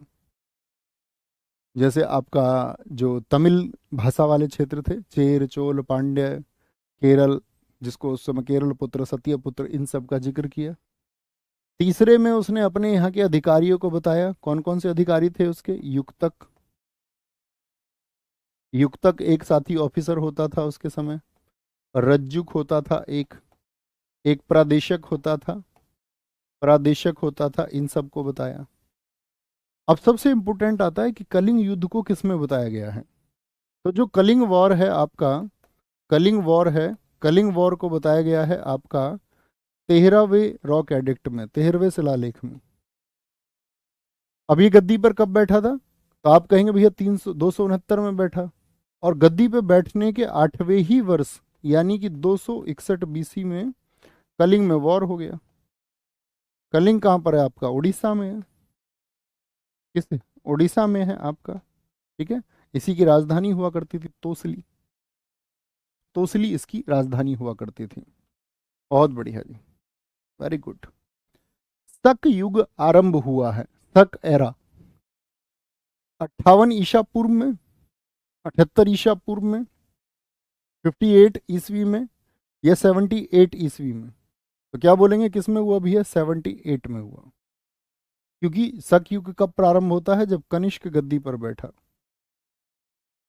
कौन गद्दी पर बैठा? आपका कनिष्क गद्दी पर बैठा, जिसके समय चौथी बौद्ध संगति हुई थी, और इसी को हम शक संवत बोलते हैं। लेकिन अगर मैं बात करूं, जो शक संवत है ये किस पर आधारित है आपका? इसी को आधार मानते हुए ग्रेगोरियन कैलेंडर को अपनाया भारत सरकार ने। याद रखना, भारत सरकार किस पर आपका आधारित है? जो कैलेंडर है हमारा शक संवत पर। 22 मार्च, या पॉलिटी में पढ़ते होंगे, 1957 को हमने इसको अपना लिया था। ठीक है, इसी कैलेंडर को। ओके। और जो बौद्ध धर्म में मैंने बताया था आपको महायान और हीनयान, वो किसके समय पे? वो कनिष्क के समय पर ही शाखाएं बनी। बहुत बढ़िया जी भैया। कलिंग जो है वो दयानिधि पर था। मोहम्मद एहसान ने कहा है कि कलिंग युद्ध के बाद युद्ध की नीति को त्याग दिया। जी हाँ, उसने अपनी युद्ध की नीति को, युद्ध की नीति को त्याग करके, क्या आपका, यानी कि उसने भेरी घोष को त्याग करके धम्म घोष को अपनाया। भेरी घोष उसकी युद्ध की नीति थी और धम्म घोष उसकी शांति की नीति थी, फिर उस रास्ते पर वो चल दिया। प्रयाग प्रशस्ति, जिसे इलाहाबाद स्तंभ शिलालेख के रूप में जाना जाता है, इसकी उपलब्धियों के बारे में बताता है। प्रयाग प्रशस्ति, श्रीगुप्त, श्रीगुप्त कौन है आपका? ये गुप्त वंश का संस्थापक है। गुप्त वंश के बारे में क्या जानते हैं जरा सोचिए। भारतीय इतिहास का स्वर्ण काल इसको कहा जाता है, क्योंकि इस टाइम पे स्ट्रक्चर बहुत अच्छा हुआ, ज्ञानी लोग इस समय पे पैदा हो गए। महाकवि कालिदास जैसे लोग, वराहमिर जैसे गणित खगोलज्ञ, आर्यभट्ट जैसे आपका साथी गणितज्ञ, ठीक है, धन्वंतरी जैसे चिकित्सक इस समय पर आगे आपका, ठीक है, बेताल भट्ट जैसे जादूगर, ज्योतिष के छपड़न जैसे महान व्यक्ति। तो मतलब इसमें युग में युग बहुत लोग बहुत पैदा हुए जो ज्ञानी लोग थे, इसलिए भारतीय इतिहास का स्वर्ण काल है। श्रीगुप्त। अशोक के बारे में, चंद्रगुप्त प्रथम के बारे में, भैया समुद्रगुप्त के बारे में बताता है। समुद्रगुप्त के बारे में किसने लिखा है? प्रयाग प्रशस्ति को बताएंगे। आप कहेंगे भैया हरिशेन ने लिखा है। हरिशेन ने। हरिशेन किसका दरबारी है? वो समुद्रगुप्त का है। और समुद्रगुप्त को ही क्या बोलते हैं? भारत का नेपोलियन। भारत को नेपोलियन। और भारत का नेपोलियन किसने कहा है? विंसेंट स्मिथ ने कहा है। विंसेंट स्मिथ ने आपका एक इतिहास की पुस्तक लिखी जिसको बोलते हैं early history of India. Early history. और महापरम क्रमांक इसको कहा गया, लिच्छवी दोहित्र इसको कहा गया, ठीक है, समुद्रपति किसको कहा गया? इसी को कहा गया, ठीक है। परम भट्टारक की उपाधि किसको दी गई? इसी को दी गई। तो यहां पर एक क्वेश्चन बनता है आपका, जब हम गुप्त वंश की बात करते हैं, गुप्त वंश की बात करते हैं, सबसे पहले कौन शासक हुआ? श्रीगुप्त। श्रीगुप्त के बाद में साथी कौन शासक हुआ आपका? ठीक है, ये फाउंडर है, संस्थापक इसी को कहना है। फिर इसके बाद में आया आपका घटोत्कच। महाभारत वाला नहीं है, कभी भीम के बेटे को मान लो। घटोत्कच के बाद में आया आपका चंद्रगुप्त प्रथम। मौर्य नहीं, चंद्रगुप्त प्रथम। और चंद्रगुप्त प्रथम जो आया, इसका वर्ष याद रख लेना, 319 एडी से लेकर के 335 एडी तक रहा, यानी वर्तमान समय में। एडी मतलब अन्नो डोमिनी। जो 319 एडी में गद्दी पर बैठा, इसी दिन चला गुप्त संवत। गुप्त संवत का मतलब होता है कैलेंडर। गुप्त कैलेंडर इस दिन शुरू हुआ। चंद्रगुप्त प्रथम के बाद में आया आपका समुद्रगुप्त, जिसके बारे में हम अभी बात कर रहे थे। समुद्रगुप्त, लिच्छवी दोहित्र जिसको कहा गया, तो 335 से लेकर के 380 एडी। 380 एडी कौन है ये? लिच्छवी दोहित्र। लिच्छवी दोहित्र। इसी के बारे में लिखता है हरिसेन। कितनी? 33 पंक्ति संस्कृत में। इस भाषा में लिख दी, 33 पंक्ति संस्कृत में लिखी हरिसेन ने। उन्हीं को बोला गया आपका, उन्हीं को बोला गया आपका प्रयाग प्रशस्ति अभिलेख। इसके बाद में जो आया वो आया आपका चंद्रगुप्त द्वितीय। चंद्रगुप्त सेकंड। राइटिंग समझ में आ रही है भाई? पेन जो है ये थोड़ा नया है। 380 से लेकर के 414 एडी रहा था, ठीक है। ये थोड़ा जब घिस जाता है तब ठीक चलता है, नया है। तो चंद्रगुप्त द्वितीय रहा आपका दोस्त। यहाँ पर एक बात देखने की है, चंद्रगुप्त द्वितीय के समय कौन आया था 399 एडी में? भैया फाहियान आया था। फाहियान। माहिया माहिया, फाहिया फाहिया। फाहियान आया था, जिसने क्या लिखा था? फाक्यों की बुक को लिखा। चाइना से आया था ये, फाक्यों की। समझ पा रहे हैं ना राइटिंग? तो फाहियान भारत में आया 399 एडी में। कितने सालों तक रुका था? तो जितने चंद्रगुप्त का शासनकाल था, 399 से लेकर 414, 15 वर्ष रहा था ये। 15 वर्ष आया था, बौद्ध धर्म की शिक्षा प्राप्त करने आया। ये सारी चीजें जो हैं हमको पता होनी चाहिए। जैसे गुप्त के इतिहास को हम बोलते golden era of Indian history. Golden era of Indian history. अब golden era of Indian history का क्या मतलब है? कि इस समय पर महत्वपूर्ण व्यक्ति तो पैदा हुए ही हुए, कुछ महत्वपूर्ण मंदिर भी बने, जिनसे एसएससी बहुत इंस्पायर रहता है मंदिरों में। जैसे पूछा जाता है आपका तिगवा का विष्णु मंदिर किस राज्य में स्थित है? ये गुप्तकालीन है। तिगवा का विष्णु मंदिर।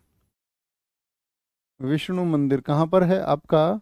मध्य प्रदेश में है भैया, एमपी में है तिगवा का विष्णु मंदिर। भूमरा का शिव मंदिर कहाँ पर है? भूमरा शिव मंदिर कहाँ पर है भैया? मध्य प्रदेश में है। मध्य प्रदेश में है। तीसरा आपका दशावतार टेम्पल पूछा जाता है, यूपी वाला। दशावतार मंदिर ये कहाँ पर है आपका? यूपी में है। कहाँ पर? झांसी यूपी में। एक साथी भीतर गांव का मंदिर पूछा जाता है, भीतर गांव का। ठीक है, इसको बोलते हैं भीतर गांव का लक्ष्मण मंदिर। एमटीएस ने पूछा था इसको कि भैया ईंटों का बना मंदिर, ईंटों से बना मंदिर, ठीक है, कानपुर में भी कौन सा है? तो भीतर गांव लक्ष्मण मंदिर है, जो कहाँ पर है? यूपी में, कानपुर में, ये झांसी में है आपका। तो ये मंदिरों के निर्माण भी हुए उस समय पर, बहुत अच्छे। आगे, निम्न में से किसे भारत के नेपोलियन के रूप में जाना जाता है? तो क्या बोलोगे भैया? समुद्रगुप्त को जाना जाता है। ठीक है, समुद्रगुप्त को। इसी को क्या कहा गया? आपका परम क्रमांक कहा गया। इसने आपका उत्तर भारत के 9 और दक्षिण भारत के 12 राजाओं को हराया, कुल मिला के 21 राजाओं को इसने हराया था। ठीक है आदर्श मेरे भाई, थैंक यू। आगे आएंगे। हाँ भैया, अगर भैया रियल फाउंडर की बात आएगी तो चंद्रगुप्त प्रथम को कहेंगे ना। जी भैया, 319 एडी, इसीलिए गुप्त कैलेंडर उसने चलाया। उसने आपका गुप्त वंश को प्रचारित प्रसारित कहा। उसने कहा कि भैया जो है, मैं इसका असली जो है प्रशासक हूँ। वो पहले वाले जो थे वो तो नकली हैं। ठीक है, जी हाँ, ललितपुर झांसी में है। ललितपुर झांसी में नहीं है, सॉरी, मतलब ललितपुर झांसी लिखा होता, मंदिर के लिए लिखा होता है। चीनी यात्री हेनस्वांग किसके शासनकाल में आया था? है से हेनस्वांग, है से हर्षवर्धन। किसके समय पर आया? हर्षवर्धन के समय पर आया। क्या बोलेंगे? अब मुझे बताओ कि इसने कौन सी बुक लिखी थी हर्षवर्धन के टाइम पे? हर्षवर्धन के टाइम पे इसने कौन सी बुक लिखी थी? इसने लिखी भैया सीयू की। क्योंकि जितनी भी यात्रियों ने जानकारी लिखी उसमें सबसे ज्यादा सोर्स किसका है? वो हिंसवांग का है। हिंसवांग की पुस्तक का नाम है सीयू की, इसीलिए इसको कहा गया यात्रियों का राजकुमार। यात्रियों का राजकुमार। कब आया था भारत भैया? 629 में आया। 629 एडी में आया, और गया कब भैया? 600 आपका 44 एडी में। 15 वर्ष ये भी रहा, यानी हर्ष के टाइम पर आया। तो हर्ष का शासनकाल कितना है? हर्ष का शासनकाल कितना है? तो आप कहेंगे भैया राजा हर्ष का जो शासनकाल था वो 606 से लेकर के 647 एडी तक का है। यानी कि अगर हम बात करें, आपका 41 वर्षों का शासनकाल है हर्षवर्धन का भी। अब जो हर्षवर्धन है ये किस वंश से संबंधित थे? तो वर्धन वंश से। वर्धन वंश से। वर्धन वंश जो पहले कहाँ था? हरियाणा में था। हरियाणा में कहाँ पर था? थानेश्वर, इसीलिए बोलते थानेश्वर का इनको। और इनके जो वंश के संस्थापक थे वो थे आपका पुष्यभूति। तो इनको बोलते थानेश्वर का पुष्यभूति, पुष्यभूति वंश। इनके घराने की दोस्ती थी यहाँ उत्तर प्रदेश में, कन्नौज में। कन्नौज में दोस्ती थी तो शादी कर दी इन्होंने। इनकी बहन का क्या नाम था राजा हर्षवर्धन की? राज्यश्री। राज्यश्री की शादी अवंती वर्मन के बेटे से कर दी गई, ग्रहवर्मन से। लेकिन कन्नौज को उसके पड़ोसियों ने घेर लिया। कन्नौज पे कौन दो लोग गिद्ध जमाई बैठे थे? कन्नौज पे कौन गिद्ध थे? एक तो आपका इधर मालवा मध्य प्रदेश से था, देवगुप्त। और एक था आपका वेस्ट बंगाल से, गौड़ प्रदेश से। वो था राजा शशांक, जिसने बोधि वृक्ष को कटवाया था। इन दोनों की पैनी निगाह। इन्होंने कन्नौज में जो इनकी बहन थी राज्यश्री, उसके पति का कत्ल कर दिया। कत्ल कर दिया तो फिर इन्हें कहाँ आना पड़ा? इन्हें आना पड़ा कन्नौज। तो फिर ये हरियाणा से कहाँ गए थे? यूपी। जो कान्याकुब्ज पुराना नाम है कन्नौज का, कान्याकुब्ज में इनको आना पड़ा, कन्नौज में। और राजा हर्ष ने बहुत अच्छा शासन किया। भारत में आज जो कुंभ मेले लगते हैं किसकी देन है? वो आपका हर्षवर्धन की देन है। हर्षवर्धन की देन है। महामोक्ष परिषद का आयोजन कौन करता था? आपका हर्षवर्धन करता था। अब साथी, ये जो आपका हेनस्वांग भारत में आया, कितने वर्षों तक रहा भारत में? 15 वर्षों तक रहा। कहाँ पर पढ़ा था ये? तो याद रख लेना, ये पढ़ा था आपका आकर के नालंदा में 18 महीने। नालंदा महाविद्यालय। नालंदा को किसने बनवाया था जरा बताएं? नष्ट तो बख्तियार खिलजी ने किया, बहुत चर्चाओं में रहता है। अब तो फिर से बना दिया गवर्नमेंट ने इसको, हमारी पहचान है ये, नालंदा महाविद्यालय। तो नालंदा महाविद्यालय में जब ये पढ़ने आया था तो उस समय उसके कुलपति कौन थे? नालंदा विश्वविद्यालय के कुलपति थे आचार्य सीलभद्र। आचार्य सीलभद्र उसके कुलपति थे। आचार्य। तो नालंदा विश्वविद्यालय आपसे कभी भी पूछे, आप कहेंगे भैया गुप्त वंश के एक शासक थे कुमार गुप्त, उन्होंने बनवाया था। बहुत बढ़िया पूजा कुमारी, ठीक लिखा है। जूनागढ़ अभिलेख संस्कृत भाषा में लिखा गया प्रथम अभिलेख है, लेकिन उसका यहाँ तो कोई जिक्र नहीं आया। ठीक है, आगे आगे। निम्न में से कौन राजा हर्षवर्धन के दरबारी कवि थे? आनंद भट्ट, वल्लाल, जयचंद्र या बाणभट्ट? और बाणभट्ट ने क्या क्या लिखा है बताएंगे जरा? बाणभट्ट ने क्या लिखा है अभी? बाणभट्ट ने लिखा है कादम्बरी को, और आपका हर्षचरित्र को, हर्षचरित्र को। और खुद स्वयं हर्षवर्धन ने भी रचनाएं की, कौन कौन सी? नागानंद, प्रियदर्शिका और रत्नावली। उसके 3 नाटक हैं। किसके? राजा हर्षवर्धन के 3 नाटक हैं। कौन कौन से बोलो जरा भैया? प्रियदर्शिका है, ठीक है, रत्नावली है, और नागानंद है। नागानंद। ये तीनों नाटक किसके हैं? आप कहेंगे भैया ये राजा हर्षवर्धन के हैं, स्वयं लिखे राजा हर्षवर्धन ने। कोई दिक्कत? आगे। संगम साहित्य की रचना, संगम का मतलब जो आपका दक्षिण भारत की जितनी भी रचनाएं हुई वो किस भाषा में हुई हैं? तो आप कहेंगे भैया तमिल भाषा में हुई, तमिल भाषा में। ठीक है, कौन कौन से वंश थे तमिल भाषा में? क्या बोलोगे?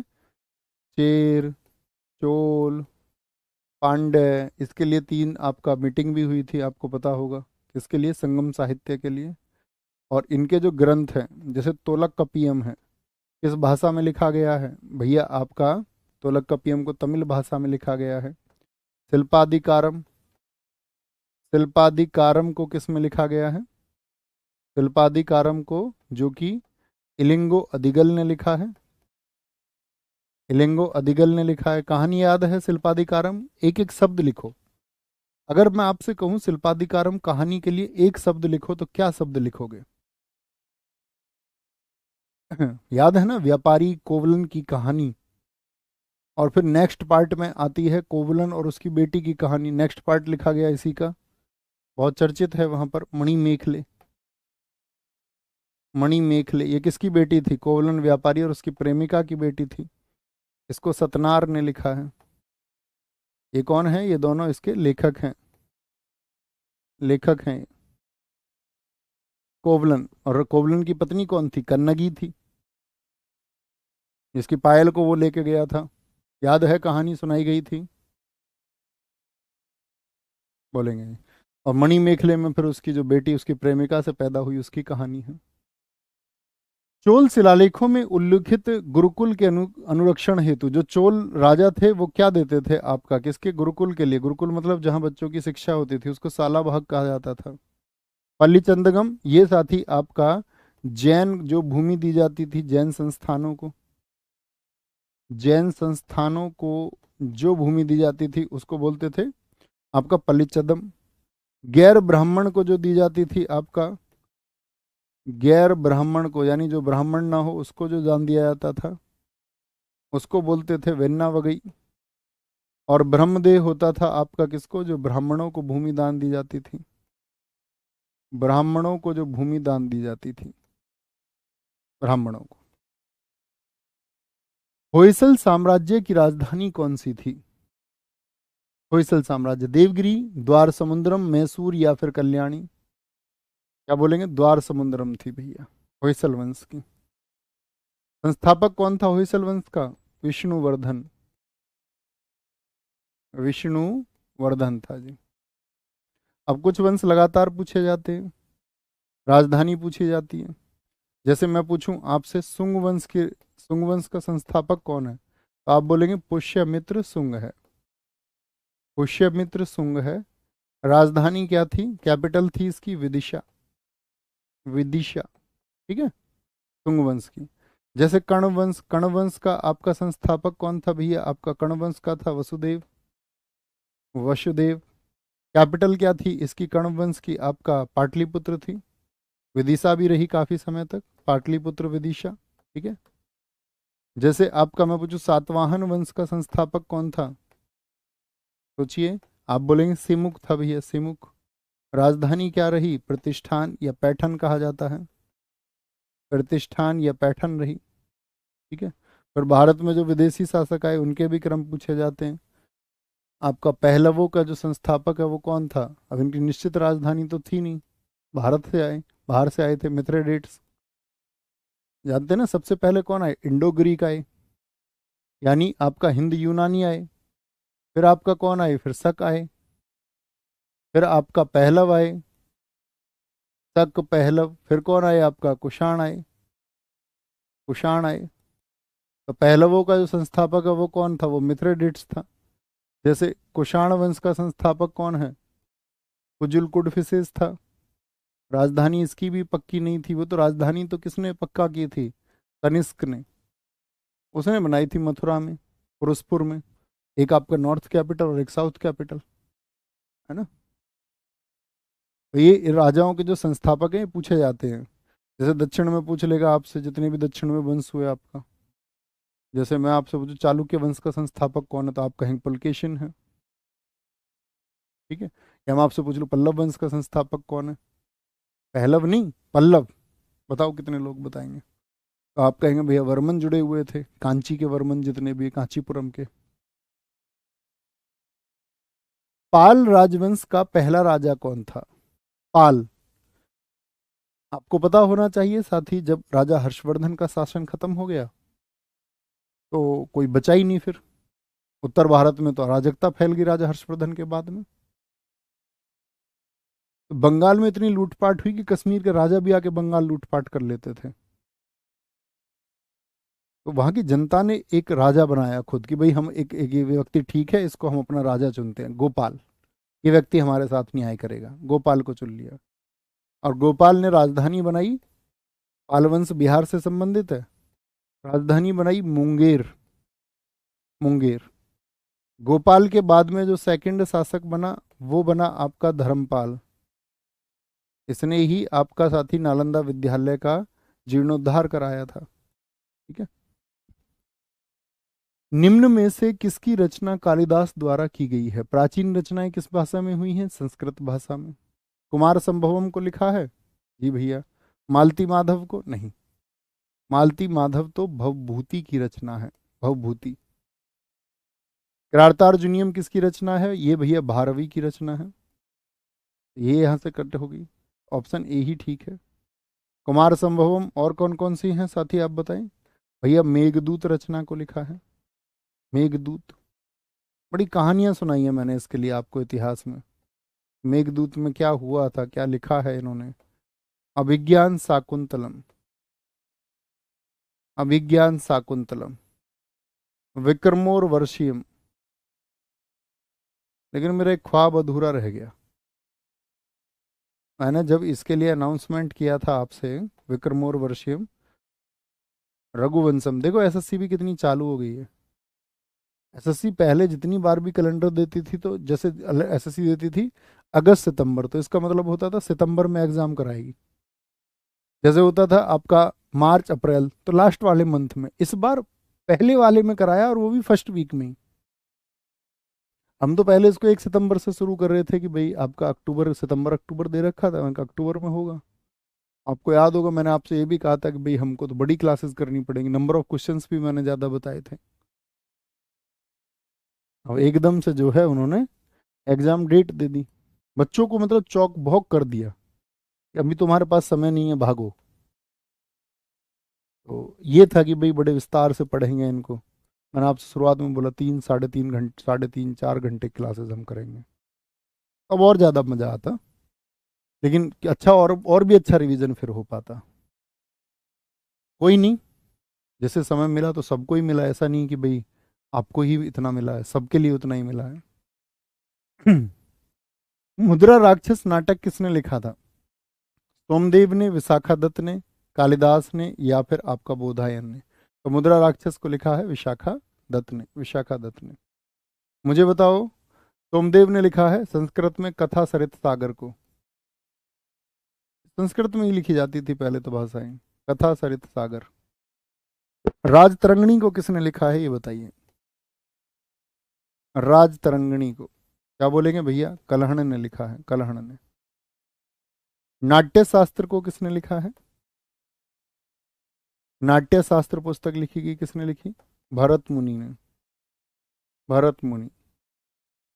पंचतंत्र दुनिया की सबसे ज्यादा बाइबल के बाद बिकने वाली पुस्तक किसने लिखी है? विष्णु शर्मा। विष्णु शर्मा। गीत गोविंद किसने लिखी है? गीत गोविंद भैया जयदेव ने लिखी है। जयदेव ने एक किताब और लिखी है, रस मंजरी। रस मंजरी। रस मंजरी। नेक्स्ट। तमिल कवि कंबन ने निम्नलिखित में से किस ग्रंथ के तमिल संस्करण का संकलन किया है? कंबन ने निम्नलिखित में से किस ग्रंथ के तमिल संस्करण का संकलन किया? महाभारत, रामायण, ऋग्वेद या भगवत गीता? तो क्या बोलेंगे भैया? रामायण।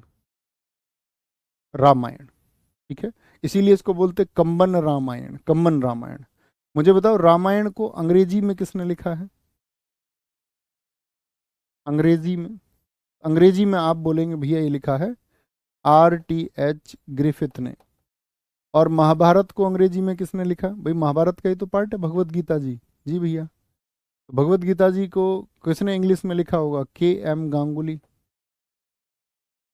केसारी मोहन गांगुली, इन्होंने इंग्लिश में लिखा था। ये भी पता होना चाहिए। जैसे रामायण के लिए एक क्वेश्चन और आता है आपका कि इसको फारसी में किसने लिखा था? तो फारसी जितना भी ट्रांसलेशन हुआ अकबर के टाइम पे हुआ। तो किसने किया था? बदायूनी। बदायूनी ने किया। जैसे आपसे पूछ ले दोस्त, कन्नड़ में किसने लिखी थी रामायण? कुमदेंदु ने लिखी। कुमदेंदु ने लिखी। किसने? कुमदेंदु ने लिखी। नेपाली में आप बताइए कि रामायण का जो नेपाली में ट्रांसलेशन किया था वो किसने किया था? भैया एमटीएस का स्टार्ट नहीं, एमटीएस के लिए मैंने कल आपका इंस्टाग्राम पे अपने पे इन्फॉर्मेशन दी थी आप लोगों को। मैं आपको भी बता देता हूँ कि जो एमटीएस का प्रैक्टिस सेट आज स्टार्ट होना था, आज उसकी वीडियो आएगी प्लानिंग की, स्ट्रेटजी की। ठीक है, कैसे हम उसको करने वाले हैं, है ना? तो फिर उसके बाद में आपका नेक्स्ट कल से क्लासेस शुरू होंगी। ठीक है, कल से क्लासेस शुरू होंगी। धरातल से कोशिश करेंगे, धरातल से एकदम। ठीक है, नई खुशखबरी मिलेगी तुमको आज एसएससी के सारे स्टूडेंट्स को। और अपना अगला जो समय रहेगा, मतलब जीवन के अगले जो कुछ साल रहेंगे, फिर वो डिवोटेड रहेंगे एसएससी के नाम पर। उर्वशी कहानी भी सुना रखी है मेरे भाई, क्लासेस देखिए। खजुराहो मंदिर वास्तुकला के किस प्रकार को उजागर करता है? खजुराहो। खजुराहो के जो टेम्पल्स हैं, नागर शैली को, किसको? नागर स्टाइल। बेसर होता है जो नागर और द्रविड़ दोनों से। नागर समझ रहे हैं, जो नॉर्थ इंडिया का स्टाइल है, नॉर्थ नॉर्थ इंडिया का स्टाइल है। ठीक है, और जो साउथ इंडिया का स्टाइल है उसको क्या बोलते हैं? टेम्पल्स का, उसको बोलते हैं भैया द्रविड़। और जो आपका नागर और द्रविड़ है, उन दोनों को मिला के क्या बोलते हैं? उसको दोनों को मिला के बोलते हैं बेसर स्टाइल। मिश्रित हो गया, बेसर होता है। बहुत बढ़िया जी। कई साथियों ने लिखा है, कई साथियों ने लिखा है, बहुत बढ़िया जी, कि नेपाली में भानुभक्त आचार्य ने लिखा है उसको। बहुत शानदार। सर यूट्यूब पर कराएंगे क्या प्रैक्टिस सेट? जी हाँ, यूट्यूब पर कराएंगे। भारत के किस राज्य में कार्ले नामक संरक्षित बौद्ध गुफाएं मौजूद हैं? कार्ले। बिहार, कर्नाटक, उत्तर प्रदेश और महाराष्ट्र। महाराष्ट्र। कार्ले गुफाएं। गुफाएं सारी पता होना चाहिए, कन्हेरी से लेकर के बाघ गुफाएं एमपी में, उदयगिरी गुफाएं कहाँ बताई थी मैंने स्टैटिक जीके में आपको? बताना, उदयगिरी खंडगिरी की गुफाएं कहाँ पर बताई थी?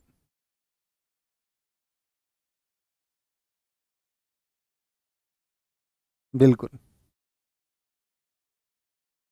टावर ऑफ विक्ट्री विजय स्तंभ में स्थित है। कहाँ पर स्थित है टावर ऑफ विक्ट्री विजय स्तंभ? कहाँ पर स्थित है साथी? यूपी में, राजस्थान, उड़ीसा या फिर बिहार? तो आप कहेंगे इसको बोलते टावर ऑफ विक्ट्री। विक्ट्री का मतलब क्या होता है? विजय। तो विजय स्तंभ किसने बनवाया था? विजय स्तंभ बोलेंगे।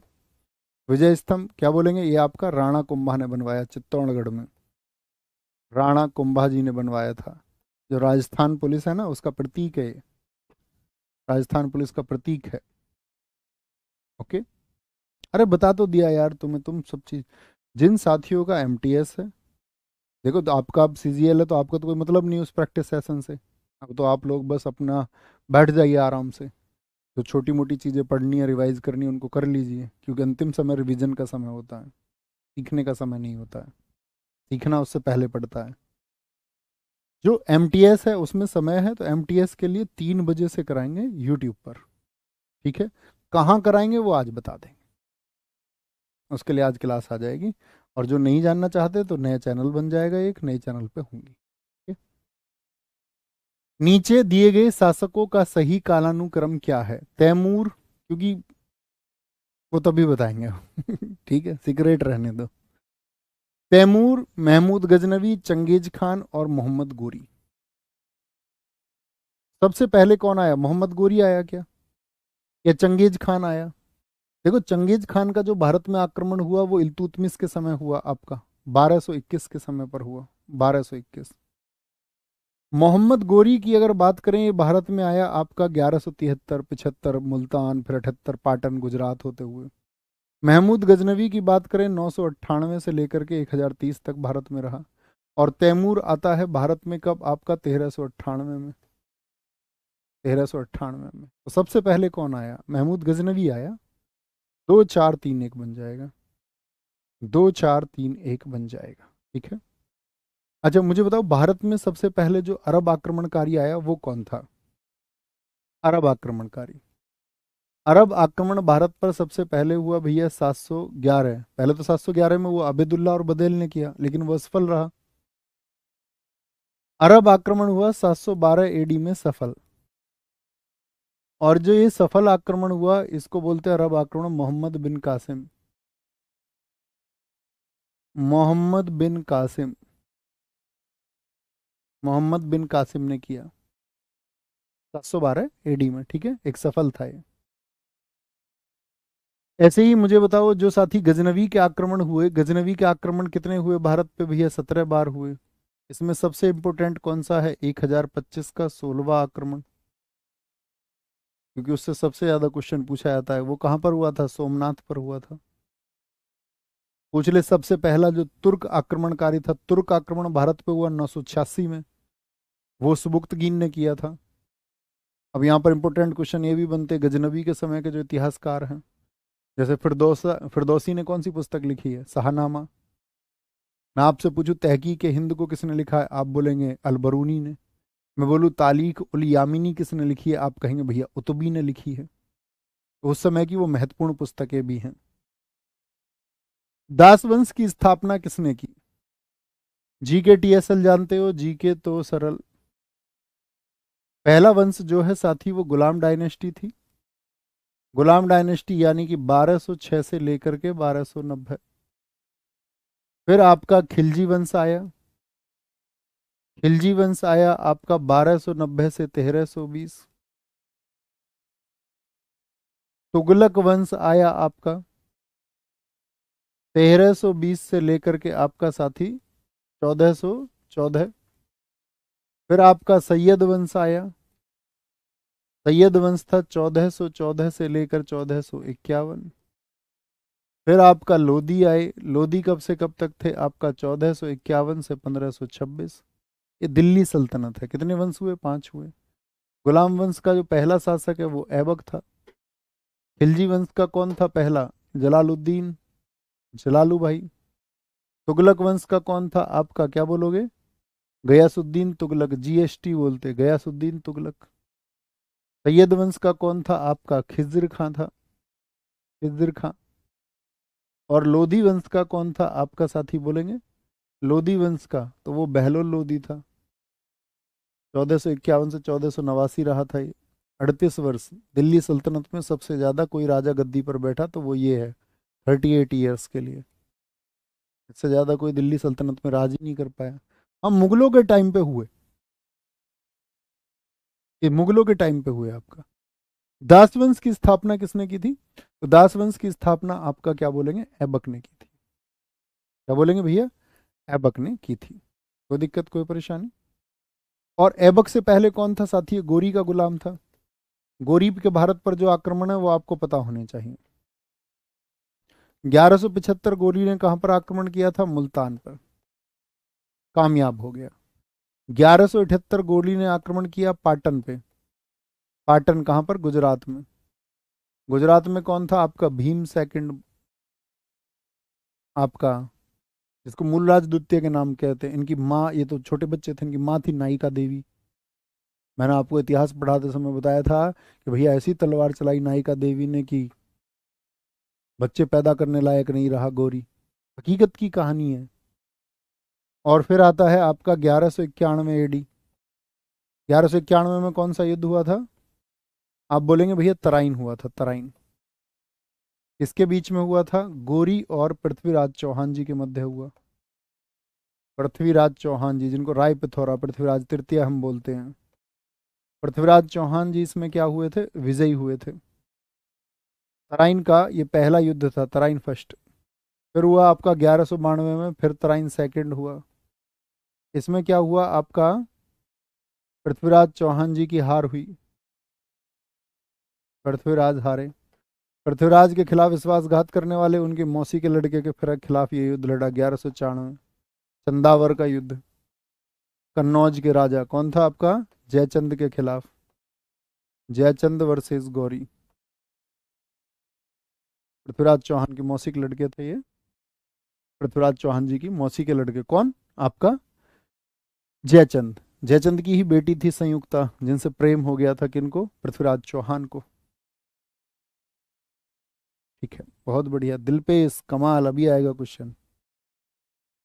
सुल्तान इल्तुतमिश की पुत्री रजिया निम्नलिखित में से किस वर्ष में सुल्तान बनी थी? भाई इल्तुतमिश कब रहा? इल्तुतमिश रहा 1211 से 1236।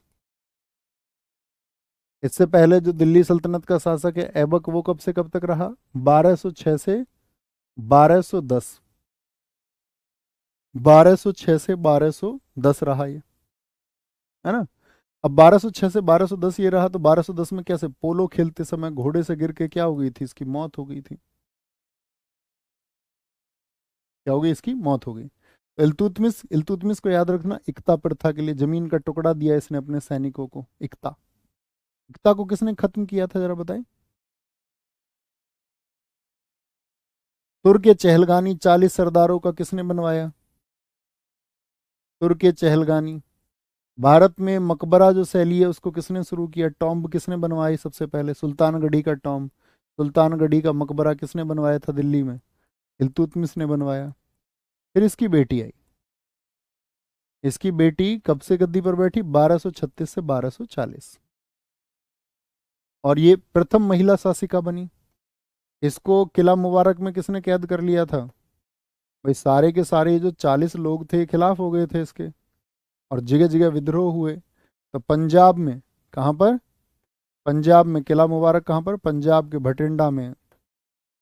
भटिंडा में। तबर हिंद में कौन था? भटिंडा तबर हिंद उस जगह को कहते थे, वहां पर था अल्तुनिया। 40 लोगों में से ही एक था इनमें से, उसने गिरफ्तार कर लिया था। मैं बताता था ना तुमको अक्सर, रजिया ने फिर उसकी तरफ आंख मार दी। रजिया ने कहा पगले, मैं दिल्ली की शासिका, तू मुझको बंदी बना रहा है। ये जो बाकी लोग थे मूर्ख थे, इन्होंने तो अपने पार्टी करनी शुरू कर दी दिल्ली में इधर।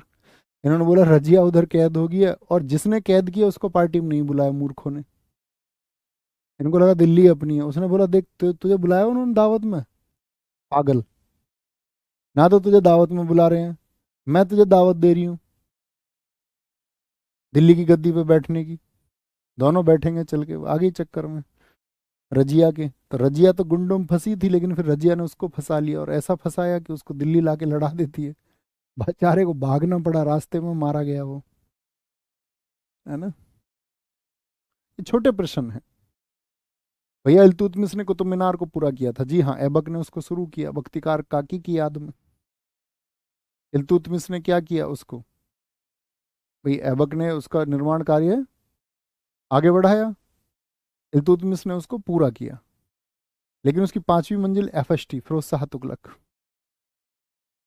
और उसका जो जीर्णोद्धार कराया वो सिकंदर लोदी ने कराया 1505 में।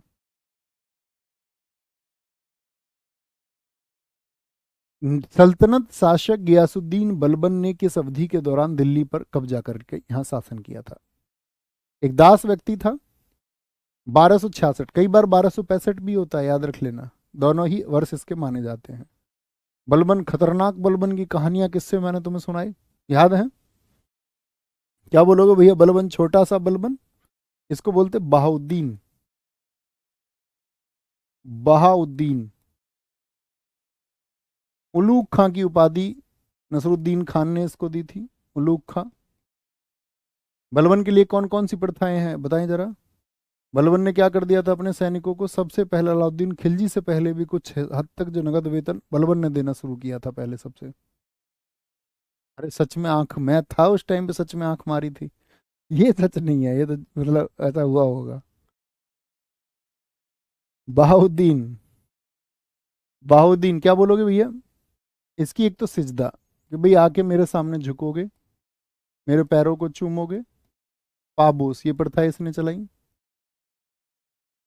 इसने गैर इस्लामिक, अब ये जो आपका जैसे नौरोज त्योहार को इसने शुरू किया। नौरोज त्योहार कौन से धर्म का त्योहार है? ये पारसियों का है, इस्लामिक तो है नहीं। इसने बोल दिया इसको त्योहार शुरू करो। बहुत सारे उलेमाओं ने बोला भैया ऐसे क्यों कर रहा है, इस्लामिक त्योहार नहीं है, इसको क्यों शुरू करवा रहा है?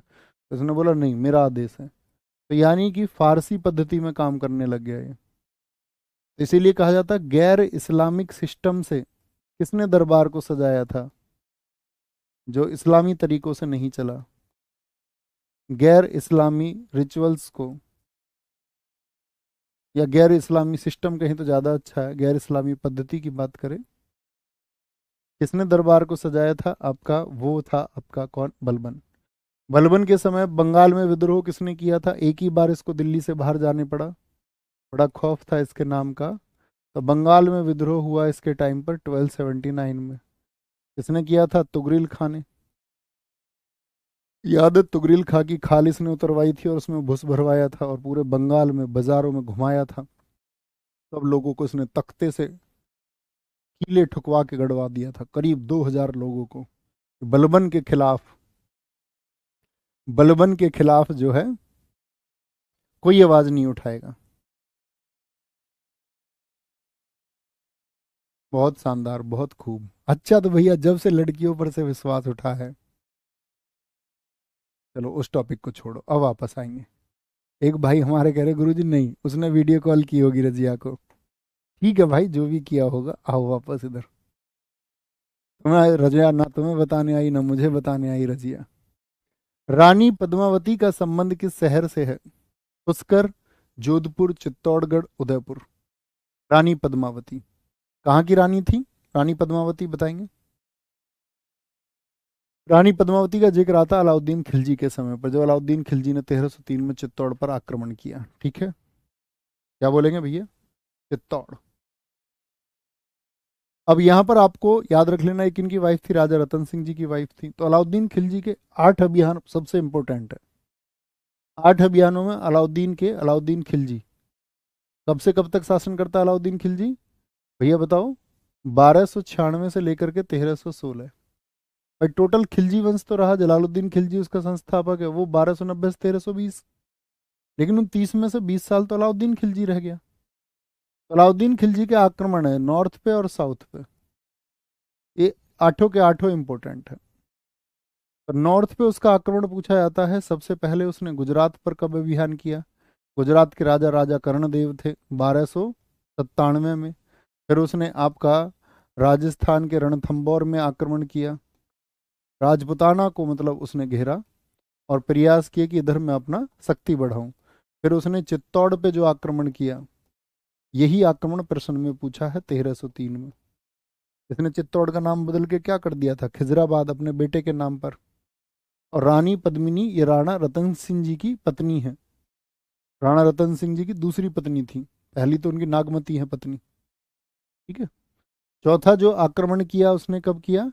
चौथा आक्रमण मालवा, जहां के शासक महलक देव थे, 1305 में। ये इसके सफल आक्रमण थे। और जो राणा पद्मिनी के ऊपर क्या पुस्तक लिखी है? पद्मावत। पद्मावत 1540 में लिखी गई। किसने लिखी थी? मलिक मोहम्मद जायसी ने लिखी थी। कहानी है उसमें।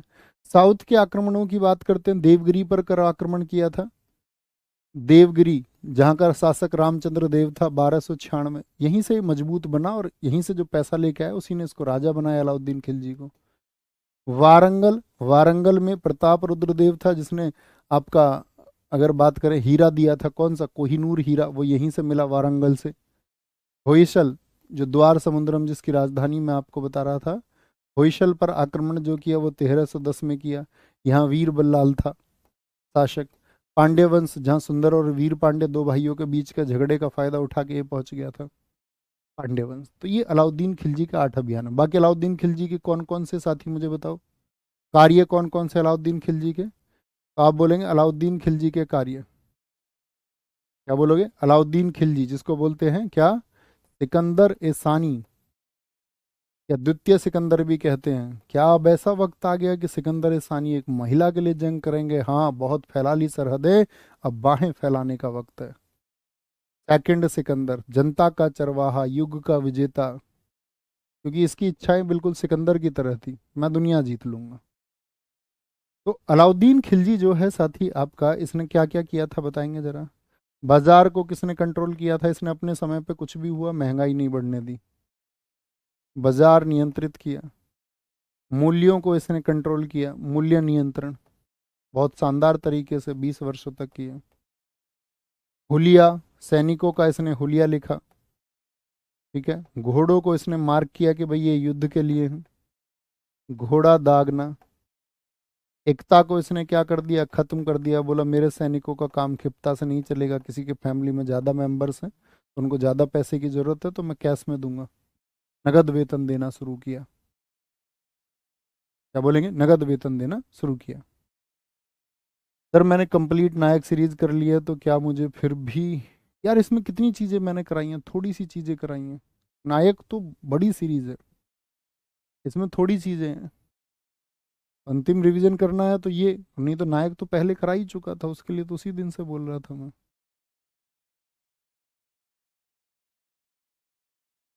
ठीक है। प्रसिद्ध यात्री और लेखक मोहम्मद इब्न बतूता किस देश से संबंधित हैं?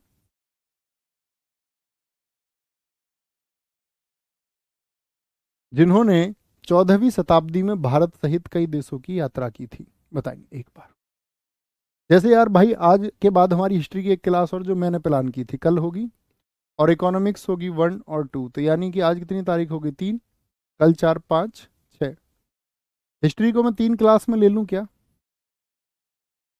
हिस्ट्री को 3 क्लासेस में ले लूँ क्या? आप आराम से रिवाइज कर लेना, मतलब 7 तक कंटिन्यू कर सकते हैं ना सुबह सुबह। बाकी तो आपकी मैराथन वगैरह का अगर कुछ होंगी तो उसके लिए फिर टाइम शेड्यूल खाली है ही। एक बार बता देना मुझे आप क्या चाहते हैं। ओके। तो ये किसके टाइम पे आया था, मोहम्मद इब्न बतूता? ये मोरक्को से आया। किसके टाइम पे आया था? मोहम्मद बिन तुगलक के समय पर आया था। मोहम्मद बिन तुगलक के समय 1333 में। और मोहम्मद बिन तुगलक कब से कब तक शासक है? 1325 से 51।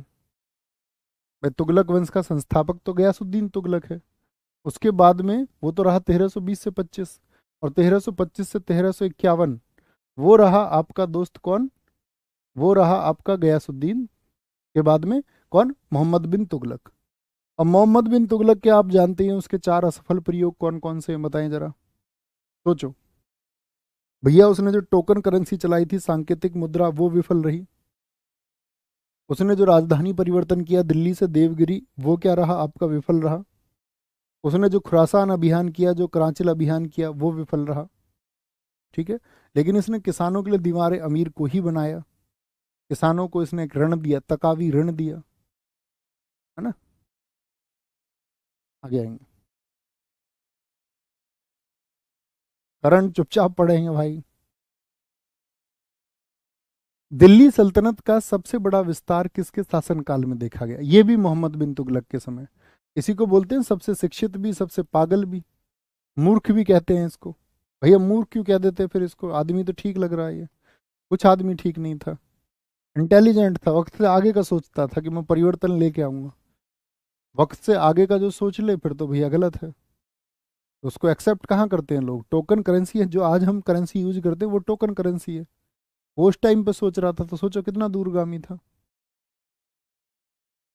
है ना। अच्छा जी। फिर आपका, अब मुझे बताओ, मोहम्मद बिन तुगलक के बाद में कौन आया? तो आप कहेंगे फिरोज शाह तुगलक आया था। फिरोज शाह तुगलक ने बहुत सारे लोगों की सेवाएं की। दीवान आरिज सैन्य विभाग, दीवान मुस्तखराज, पेंशन के लिए दीवान इस्तिहाक आदि विभाग उसने बनवाए। उसके बाद में सैयद वंश आता है, जिसके संस्थापक खिज़िर खां थे, मैंने बताया। सैयद वंश का इतिहास कुछ है नहीं। हाँ, तुगलक वंश में जो शासक था 1398 में, तैमूर लंग आया तो उसको अपने अधीन करके ले गया। बोला कि भाई ओए तुगलक हो, अब तुम मेरे अधीन रहोगे। आ गया। ठीक है, सारे बच्चों ने ज्यादातर कहा कि हिस्ट्री की 3 क्लास लगा दो। ओके, फिर तो कोई दिक्कत ही नहीं है। फिर तो हम बहुत अच्छे से कवर कर सकते हैं, मतलब। क्योंकि 2 क्लासेस में मुझे ऐसा लग रहा था कि भाई मतलब पूर्ति सी हो रही है, कि एक पूर्ति सी हो जाएगी, तो वो पूर्ति ना होके एक क्लास और होगी तो अच्छे से हो जाएगा फिर। क्योंकि अब मिडेवल पर आ गए, आधुनिक से बहुत क्वेश्चन पूछे जाते हैं, तो आधुनिक को एक ही क्लास में, मतलब कल की जो आधी क्लास रहेगी और लास्ट उस तक आधुनिक, और कल की आधी क्लास में हम जो यहाँ का आगे का बचा हुआ उसे कवर कर लेंगे, है ना। बहुत अच्छे से हो जाएगा हमारा। इब्राहिम लोदी, देखो जो लोदी वंश रहा उसका संस्थापक कौन था? बहलोल लोदी। बहलोल लोदी तो रहता है 1451 से लेकर के 1489। दरी पे बैठ के गद्दी पे शासन करता था। फिर आता है आपका सिकंदर लोदी। ये आया 1489 से लेकर 1513, जिसने आगरा को 1504 में बसाया, 1506 में राजधानी बना लिया। फिर आता है इब्राहिम लोदी, ये आया 1517 से 1526। और ये दिल्ली सल्तनत का भी अंतिम शासक है भाई, क्योंकि अंतिम वंश लोदी है, तो लोदी का अंतिम वंश कौन सा अंतिम शासक? इब्राहिम लोदी। तो इब्राहिम लोदी को हराया किसने? बाबर ने हरा दिया। आपको पता होना चाहिए बाबर ने कितने युद्ध लड़े भारत में आके। 4 तो भारत की सीमाओं से लड़े, बाहर लड़े, और 4 भारत की सीमाओं के अंदर आके लड़े। जैसे पानीपत लड़ा, पानीपत लड़ा पहला युद्ध। कब हुआ था पानीपत का पहला युद्ध? पानीपत का पहला युद्ध हुआ 1526 में। किसके खिलाफ हुआ? इब्राहिम लोदी के खिलाफ हुआ। इब्राहिम लोदी। इसके बाद में 1527 में अगला युद्ध लड़ा बाबर ने। फिर 1528 में युद्ध लड़ा, फिर 1529 में युद्ध लड़ा। तो जो पहला युद्ध लड़ा पानीपत का, उसके बाद में जो दूसरा युद्ध लड़ा वो था आपका खानवा का युद्ध। खानवा का युद्ध, खानवा का युद्ध किससे लड़ा था ये बताओ? खानवा का युद्ध लड़ा था राणा सांगा जी से। राणा प्रताप जी के वंशज थे। कमाल। क्या बोलेंगे? फिर 1528 में साथी आपका कौन? खानवा के बाद में चंदेरी, मध्य प्रदेश का जो आपका मेदिनी राय था, उसके खिलाफ युद्ध लड़ा। और 1529 में उसने लड़ा आपका घाघरा का युद्ध। इसके अफगानों के खिलाफ। अफगानों के खिलाफ। अब अफगान से मतलब क्या है? अफगान से मतलब है कि जो लोदी वंश है ये भारत में प्रथम अफगानी वंश है, जितने भी लोदी हैं। तो लोदी से मतलब होता है कि जो बलबन ने अपनी सेना में भर्ती किए थे, क्योंकि बलबन ने एक नीति अपनाई थी, आपको याद हो, लोह एवं रक्त नीति। तो उस लोह और रक्त नीति के अनुसार से क्या था? लोह और रक्त नीति क्या थी? कि भैया कि दिल्ली के आसपास जो नजदीक में मेवाती लूटपाट करते हैं उन सबका खात्मा किया जाए। तो बलबन ने 3000 अफगानों को भर्ती किया था, वही फिर आगे आगे अपना प्रमोशन होता गया, और उन्होंने आपका सरकार में पकड़ बना ली और राजा बन गए। ठीक है। बाबर। आगे आएंगे नेक्स्ट। कुतुब मीनार के पास स्थित कौन सी मस्जिद के बारे में ये माना जाता है कि वह दिल्ली में बनने वाली पहली मस्जिद थी? शाही अटाला मस्जिद, नाखुदा मस्जिद, अदीना मस्जिद, कुव्वतुल इस्लाम मस्जिद। कुव्वतुल इस्लाम मस्जिद, ठीक है। 1195 से लेकर के 1199 के बीच में बनी। किसने बनवाया था इसको? ऐबक ने। ऐबक। ऐबक ने इसको बनवाया था। 2.5 दिन का झोपड़ा कहाँ पर स्थित है? 2.5 दिन का झोपड़ा है अजमेर में। किसने बनवाया था 2.5 दिन में इसको? भैया ऐबक ने। कैसे बनवाया था ऐबक ने इसको? जो राजा विग्रहराज ने अजमेर में संस्कृत का एक महाविद्यालय बनवा रखा था, करिकेल ने, जिसपे संस्कृत की पंक्तियां लिख रखी थी, उसको तोड़वा दिया। और मजदूरों पे ऐसा काम कराया कि तुमको खाने को कुछ तब दिया जाएगा जब तुम इसको बना दोगे। 60 घंटे में बनाए, 2.5 दिन में। और तभी मजदूरों को बोलते, कई मजदूर इसको बनाते बनाते जो है मर गए, और कई मजदूर जो है भूखे काम करा उनसे लगातार, पीटा गया उनको। फाइनली ये बन गया आपका 2.5 दिन में। इसीलिए बोलते हैं 2.5 दिन का झोपड़ा। ये पहले संस्कृत का एक यहाँ पर महाविद्यालय हुआ करता था। कृष्ण देवराय किस वंश से संबंधित थे? राजा कृष्ण देवराय ने भारत में शासन किया है 1505 से लेकर के 1570 तक। और वो कौन सा वंश है, मतलब इन्होंने नहीं, इनके राजवंश ने। वो कौन है? वो तुलुप वंश है।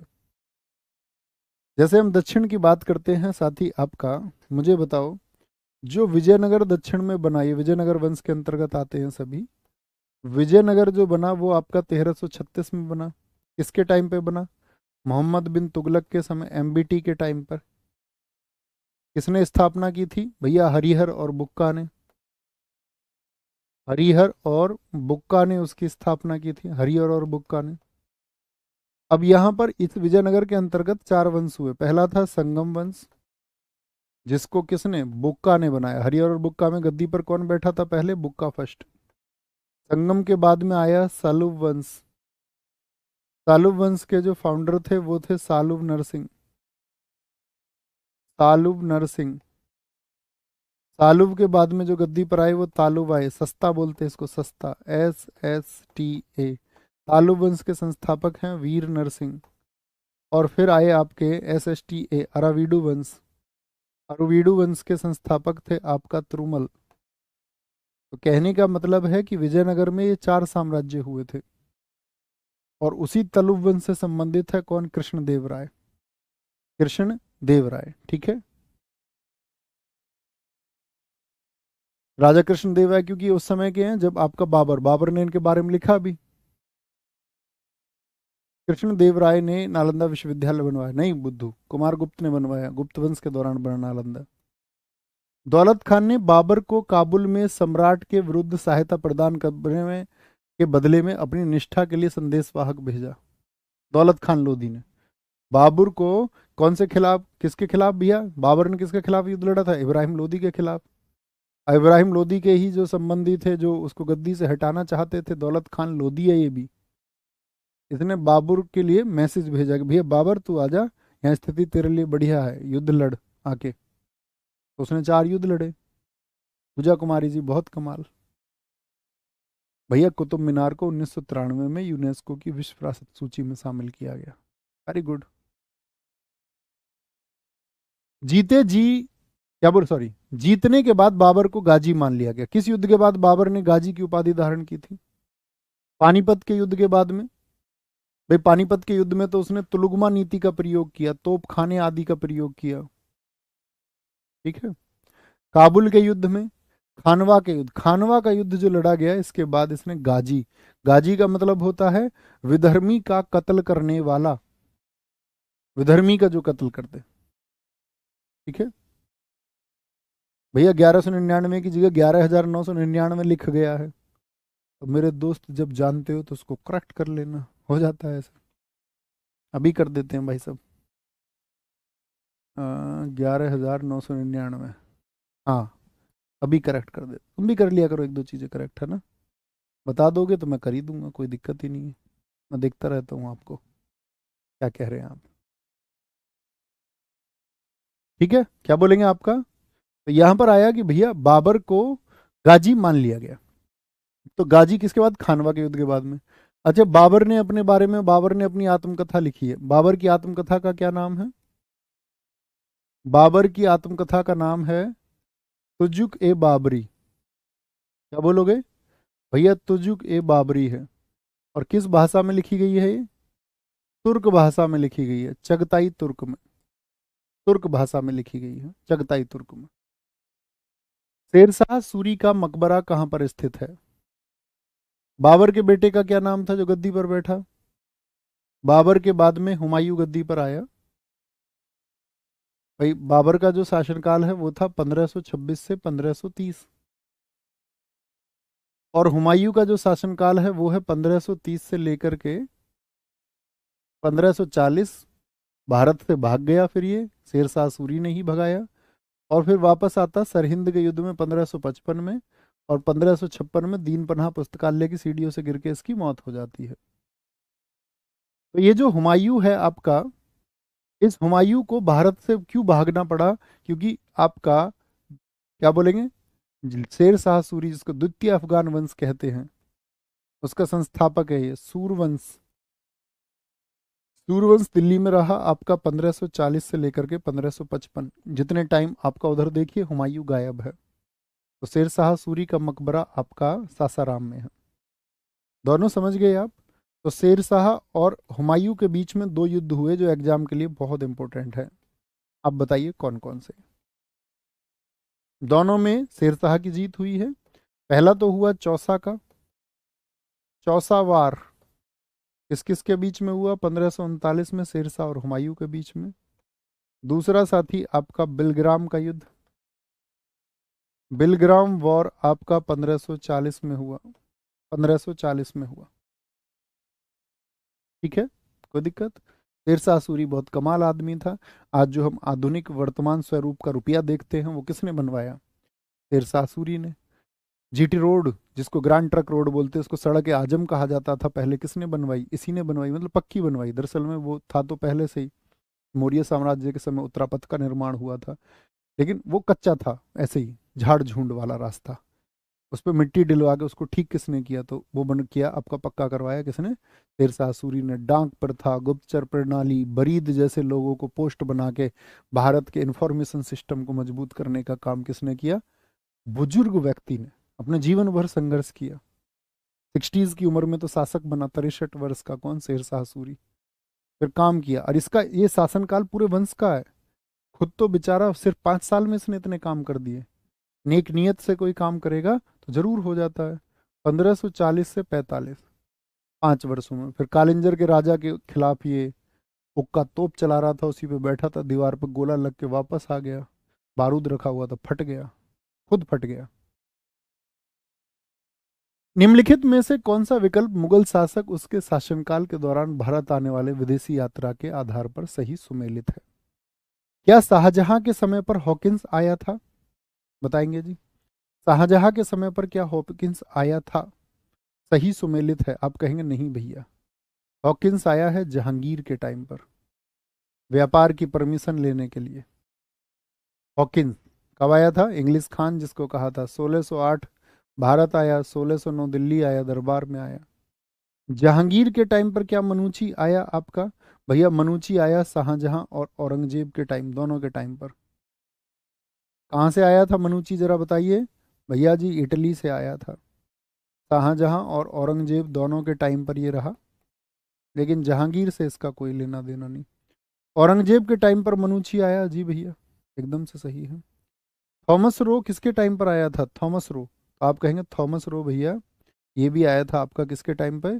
जहांगीर के टाइम पे आया, जहांगीर के टाइम पे 1615 में आया था, क्योंकि ये भी 1615 में। अकबर के टाइम पे आया था आपका रॉल्फ फिच, रॉल्फ फिच 1583 में आया था रॉल्फ फिच। और भारत में जो प्रथम अंग्रेज आया वो भी अकबर के टाइम पे आया था, स्टीफन स्मिथ, 1579। भारत आने वाला, मतलब ईसाई मिशनरी था वो, ईसाई धर्म का प्रचार प्रसार करने भारत में आया। ठीक है, कोई दिक्कत? तो ये ठीक हो गया एकदम से। भारत के इनमें से किस मुगल शासक ने अंग्रेजों को सूरत में अपना पहला कारखाना स्थापित करने की अनुमति दे दी? कि वो कामयाब हो गया? तो कौन, किसको बहका लिया था अंग्रेजों ने? आप बोलेंगे भैया जहांगीर को बहका लिया। और जहांगीर के टाइम पर ही 1613 में सूरत में अंग्रेज अपना कारखाना खोल पाए, क्योंकि उसने 6 फरवरी 1613 को क्या कर दिया? शाही फरमान जारी कर दिया, भैया ये तो व्यापार करेंगे। खुश हो गया इनसे ये, 1613 में व्यापार के लिए मना लिया। क्यों मना लिया था जी? जब पहले आया कौन आपका मनाने? सबसे पहले मुगल दरबार में सबसे पहले कौन आया? बोले फटाफट से। तो आप कहेंगे भैया 1608 में सबसे पहले आया हॉकिंस, कामयाब नहीं हुआ। मिडल्टन आया था 1611 में, क्योंकि इस समय तक आपका जो प्रभाव था मुगलों पर वो पुर्तगालियों का था, क्योंकि पुर्तगाली भारत में पहले आए, वो शक्ति बन चुके थे, समुद्री शक्ति उनके पास थी। तो ये रिस्क नहीं लेना चाहते थे मुगल की, कहीं ऐसा ना हो पुर्तगाली हमको पीटे। लेकिन जब अंग्रेजों ने आकर के स्वाली के वॉर, अंग्रेजों ने यहाँ आए, आपका मिडलटन आया, उसने स्वाली वॉर लड़ा, पुर्तगालियों को हराया, एकदम से चौंक गए मुगल। कहते यार ये है असली ताकत तो, अच्छा ये असली ताकत है तो फिर इनके साथ हो जाते हैं। तब इसने फरमान दिया, तब राजी हुआ, अच्छा अच्छा इनके साथ लड़ेंगे। ठीक है, 45 तक कर लेते हैं आज। ओके, आप क्लास कर लीजिए अपनी इंग्लिश की। शाहजहां की बेटी जहां आरा ने शाहजहानाबाद दिल्ली में स्थापित नई राजधानी की कई वास्तुशिल्प परियोजनाओं में भाग लिया था। शाहजहां की कौन सी बेटी थी? जहां आरा, बेगम इशरत, गुलबदन बेगम। गुलबदन बेगम ने कौन सी पुस्तक लिखी है भैया? हुमायूं नामा। रोशन आरा तो आप कहेंगे भैया जहान आरा। जो चांदनी चौक बना हुआ है ना, कभी दिल्ली जाओगे, जो व्यवस्था है वो इसने खुद बनाई है बैठ करके।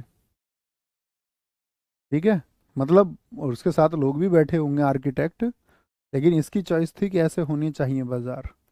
जहां आरा बहुत रुचि लेती थी ये शासन में, मैनेजमेंट में। ओके, ठीक है।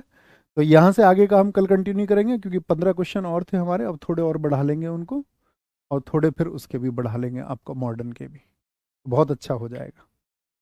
ख्याल रखिए अपना बहुत सारा। बाय बाय, टेक केयर, जय हिंद, जय भारत।